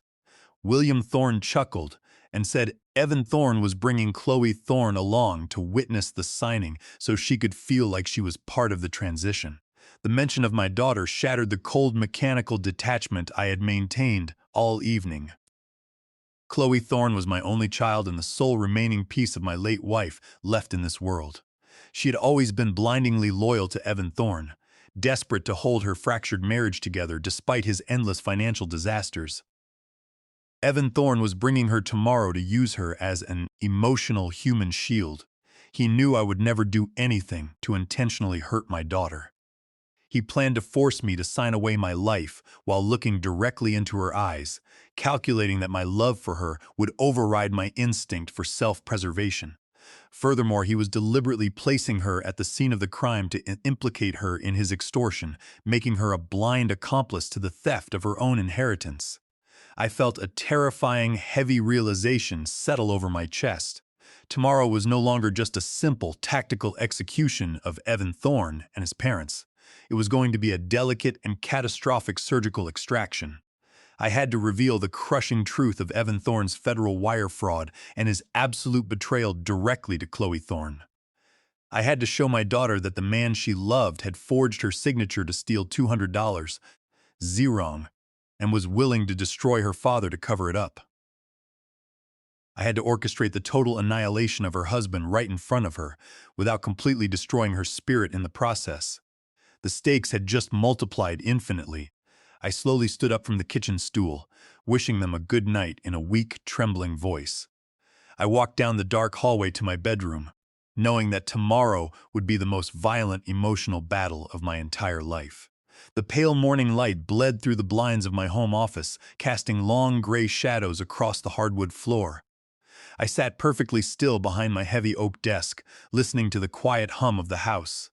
I had not slept a single minute. My mind was sharp and completely focused on the ticking clock. The trap was armed, and the bait was waiting. Just past 8 laugh, the crunch of gravel shattered the morning silence. A vehicle approached the house entirely too fast, sliding to a halt near the front porch. Car doors slammed with aggressive force. Heavy footsteps pounded up the wooden steps. They did not bother to knock or announce their arrival. The front door was shoved open with such violence that the brass handles struck the drywall. I remained seated in my leather chair, keeping my hands folded calmly on the polished wood of my desk. Heavy boots marched directly down the hallway toward my office. Evan Thorne burst into the room, looking like a wild animal cornered by a pack of wolves. His expensive suit jacket was wrinkled, and his tie was pulled loose. A thick layer of panic sweat coated his forehead, and his eyes were wide and bloodshot. The anonymous email I sent to his commercial bank had clearly detonated exactly as planned. His accounts were frozen, and he was suffocating under the weight of his own collapsing fraud. Behind him stood a nervous man clutching a black leather briefcase. It was a mobile notary Evan Thorne had hired off the books to rubber stamp the theft of my life. But it was the third figure stepping hesitantly into the doorway that made my chest tighten. It was my daughter, Chloe Thorne. She looked absolutely terrified. Her face was pale and drawn, reflecting weeks of exhaustion and emotional manipulation. Her eyes darted around the room, full of manufactured fear and deep confusion. Evan Thorne had brought her here as a human shield to emotionally me. He needed her presence to break my resolve and ensure I did not fight back. Evan Thorne marched directly up to my desk, completely ignoring any boundaries of respect. He threw the dark blue folder onto the oak surface. The power of attorney documents spilled out across my desk alongside a heavy brass pen. Evan Thorne leaned over me, placing his fists on the wood. He was breathing heavily, his chest heaving with frantic adrenaline. He looked me dead in the eye and told me to sign the paper. He said it was over, and I had no choices left. He ordered me to pick up the pen and transfer the medical and financial proxy immediately.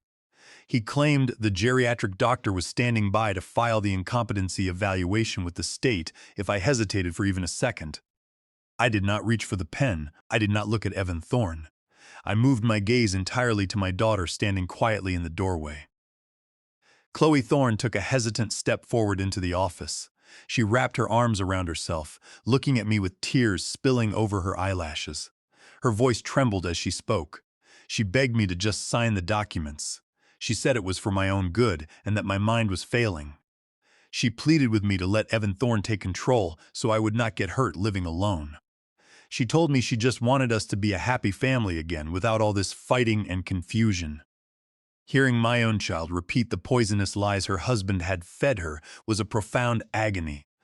Evan Thorne had convinced her that her father was a broken, senile burden who needed to be stripped of his rights for his own safety. He was using her love for me as a weapon against my survival. I wanted to stand up and comfort her. I wanted to tell her that I was perfectly fine and that she had absolutely nothing to fear. But comforting her would only prolong her captivity to a monster. I had to sever her from Evan Thorne permanently, and the only way to amputate a rotting limb is with a swift and brutal cut. I kept my hands folded on the desk and looked deeply into my daughter's eyes.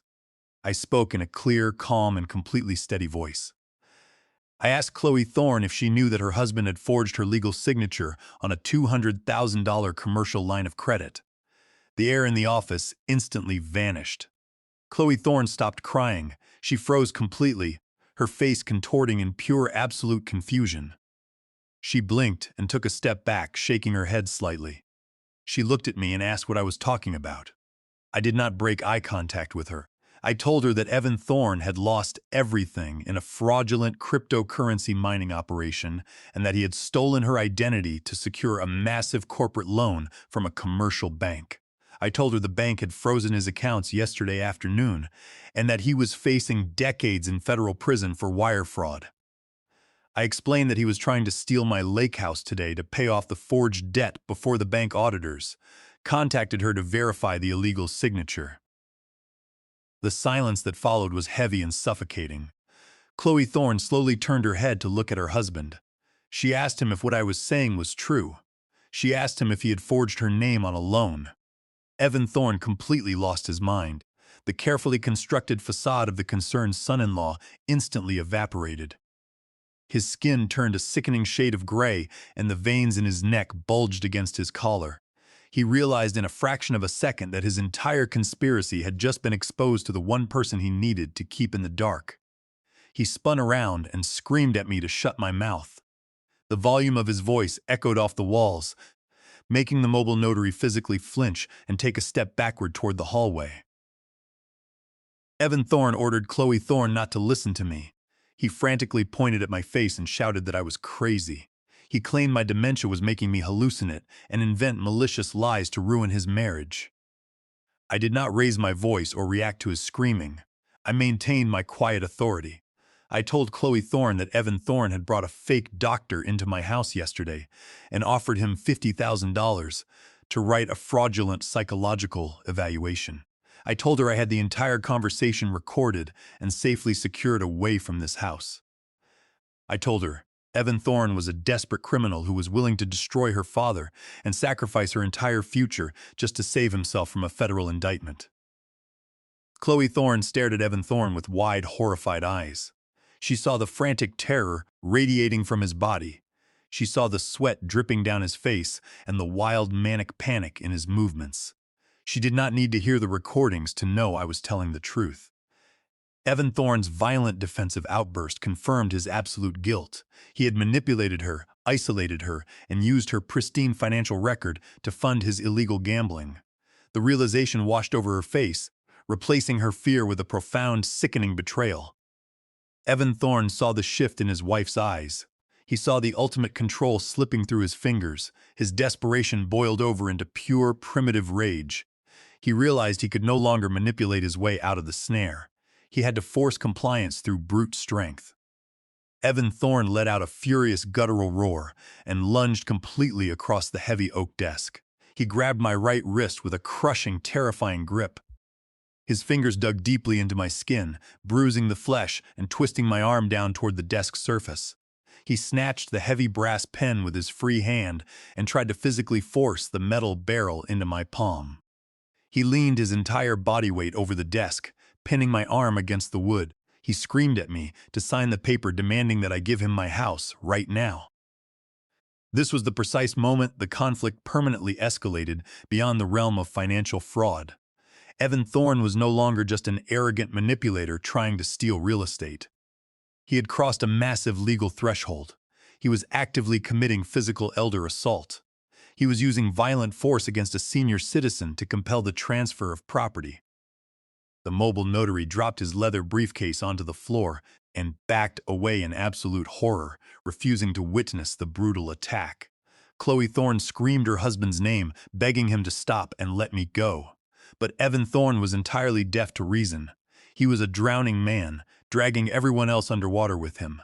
He twisted my wrist harder, gritting his teeth and attempting to drag my hand toward the signature line on the power of attorney. He was sealing his own permanent destruction, and I did not fight back. I let him hold me down, waiting for the cavalry I had stationed at the end of the driveway to finally arrive. Evan Thorne believed I was a fragile, decaying old man. He believed that the gray hair on my head and the manufactured slump of my shoulders meant my physical strength had evaporated along with my mind. He had completely forgotten that I spent 30 years of my life working on the freezing coastal docks. I spent decades wrestling heavy steel transport cables, pulling thick wooden pallets, and lifting massive frozen cargo doors before I ever sat behind a corporate desk.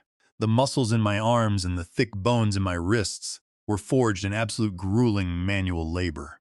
I let Evan Thorne hold my arm for exactly 3 agonizing seconds. I wanted Chloe Thorne to witness the absolute violence residing in her husband's soul. I wanted her to see him bare his teeth and try to break the bones of an old man to satisfy his own pathetic greed. When I saw the horror finally crystallize in my daughter's eyes, I reacted. I did not panic, and I did not struggle wildly. I simply rotated my forearm, dropping my elbow heavily toward the desk and twisting my wrist violently against his thumb joint. The sudden aggressive leverage broke his crushing grip instantly. Evan Thorne gasped and stumbled backward, gripping his injured hand against his chest in absolute shock. The sudden shift in physical power mirrored the immediate shift in narrative control. I picked up the heavy brass pen he had tried to force into my palm and calmly dropped it into the metal wastebasket beside my chair. I reached down into my leather briefcase resting on the floor. I pulled out the thick manila envelope I had prepared yesterday afternoon. I tossed it onto the center of the oak desk, right on top of his useless power of attorney document. The heavy slap of the paper echoed like a gunshot in the quiet room. I kept my voice stripped of all emotion, speaking with the cold mechanical precision of a judge delivering a final, unalterable sentence. I looked directly at Evan Thorne and told him to open the envelope. Evan Thorne hesitated, his chest heaving with panicked, ragged breaths. He looked at the manila folder as if it were a venomous snake, coiled to strike. Chloe Thorne stepped forward, her tear-stained face hardening with a sudden desperate need for the truth. She brushed past her frozen husband and reached out, pulling the flap of the envelope open. She dumped the contents directly across the dark wood of my desk. Evan Thorne leaned in his bloodshot eyes, darting frantically across the scattered papers. William Thorne and Brenda Thorne had heard the violent shouting from the kitchen and had rushed down the hallway, standing paralyzed just behind Evan Thorne in the doorway. The first items to spill out across the desk were the glossy, high-defin photographs. They were crystal-clear colored captures taken from the hidden vent camera in my kitchen. The images showed Brenda Thorne creeping into the room, checking the empty hallway, and deliberately turning the heavy metal dials of the natural gas stove before quickly walking away. There were digital timestamps printed in bright red ink across the bottom margin of every single photo, perfectly matching the exact timeline of their fabricated emergency video. I watched the remaining color completely drain from Brenda Thorne's face as she stared down at the undeniable photographic proof of her own criminal sabotage. William Thorne gripped the wooden doorframe, his mouth opening and closing in silent, suffocating horror. Chloe Thorne pushed the photographs aside with a trembling hand and picked up the thick stack of legal documents bound with a certified Blue County seal. I looked directly at Evan Thorne, watching the very last desperate embers of his hope extinguish into ash. I told him he was entirely too late. I explained that exactly 24 hours ago, while he was celebrating his arrogant ultimatum and threatening to lock me in a sterile medical ward, I was sitting in the high-rise office of my corporate attorney. I told him the papers my daughter was currently reading were the finalized, certified, and legally binding documents of an irrevocable trust. I kept my voice extremely low, forcing the four of them to hang on to my every single word. I explained that I no longer owned the lake house. The property deed had been completely transferred to the trust yesterday afternoon. The power of attorney document he was demanding I sign was now a completely worthless piece of garbage. I told him that even if he forced my signature today, even if he managed to bribe a dozen fake geriatric doctors to declare me severely incompetent, he could never sell a house that belonged to a protected legal entity. I told Evan Thorne he was holding a blank check to a closed bank account, and he would gain absolutely nothing from my estate but mounting legal fees and empty hands. I watched his eyes widen as the absolute finality of my words crushed the remaining breath out of his lungs. But I did not stop there. I pressed the tactical advantage, driving the knife of reality straight into the fragile center of his fraudulent empire. I told Evan Thorne that I knew absolutely everything about the $200. Zeros and commercial line of credit he had taken out in Chloe Thorne's name. I told him I had the crystal-clear digital audio recording of him standing in my living room, explicitly confessing to the wire fraud and the criminal identity theft. I told him that the sudden freeze on his corporate business accounts was not a random security audit. I looked into his terrified eyes and confessed that I was the one who sent the audio file directly to the executive fraud division of his bank yesterday afternoon. Evan Thorne collapsed backward until his shoulders hit the drywall of the hallway. His legs seemed to lose all structural integrity. He slid slowly down the wall until he was sitting on the hardwood floor, staring at his empty, trembling hands with a vacant, shattered expression. The realization of his total destruction severed his connection to reality. He had wagered his entire life and freedom on breaking a fragile, isolated old man, and he had just discovered that the old man had orchestrated his complete financial and legal annihilation without ever raising his voice. William Thorne and Brenda Thorne realized the massive gravity of their situation with terrifying clarity. William Thorne grabbed his wife by the arm, whispering frantically that they needed to leave the house immediately before the situation escalated further. They had actively participated in a conspiracy to extort a senior citizen. They had staged a lethal gas leak, manufactured false evidence, and attempted to force the signing of legal documents through psychological intimidation. I looked at William Thorne as he tried to back out of the doorway. I told him that running would only add fleeing the scene of a federal crime to his long list of impending indictments. I told him the audio files clearly implicated both him and Brenda Thorne as active accessories to Evan Thorne's corporate wire fraud. They were completely trapped inside the burning wreckage of their son's boundless arrogance. Chloe Thorne dropped the trust documents back onto the desk. She looked down at her husband sitting pitifully on the floor. She did not kneel beside him. She did not offer him a gentle hand or speak a single word of comfort. The absolute totality of his betrayal had finally shattered the illusion she had been so desperately holding together. He had stolen her identity, ruined her perfect credit, and tried to violently assault her father just to cover up his own pathetic gambling failures. She looked at me, her eyes filled with a profound, devastating sorrow, but also a newfound, piercing clarity. I had forced her to witness the monster without the mask, and while the brutal truth was deeply painful, it was the only thing that could truly set her free. Evan Thorne buried his face in his hands, letting out a pathetic, high-pitched sob that echoed through the quiet office. He begged me to call the commercial bank and tell them it was a massive misunderstanding. He pleaded with me to undo the irrevocable trust and just give him the money so he would not go to federal prison. His towering arrogance had entirely evaporated, leaving behind nothing but a cowardly, sniveling thief, begging his victim for unearned mercy. I looked down at him, feeling absolutely no pity or remorse. I told Evan Thorne that the time for negotiations had permanently expired the moment he walked into my kitchen and tried to steal the sanctuary my late wife and I had built. I told him that the consequences of absolute greed are never negotiable. At that exact moment, the heavy crunch of thick tires tearing across the gravel driveway echoed loudly through the open windows of the living room. The blinding flash of red and blue emergency lights swept rapidly across the interior walls of my home office, bathing the terrified, pale faces of my enemies in a harsh, pulsing glare.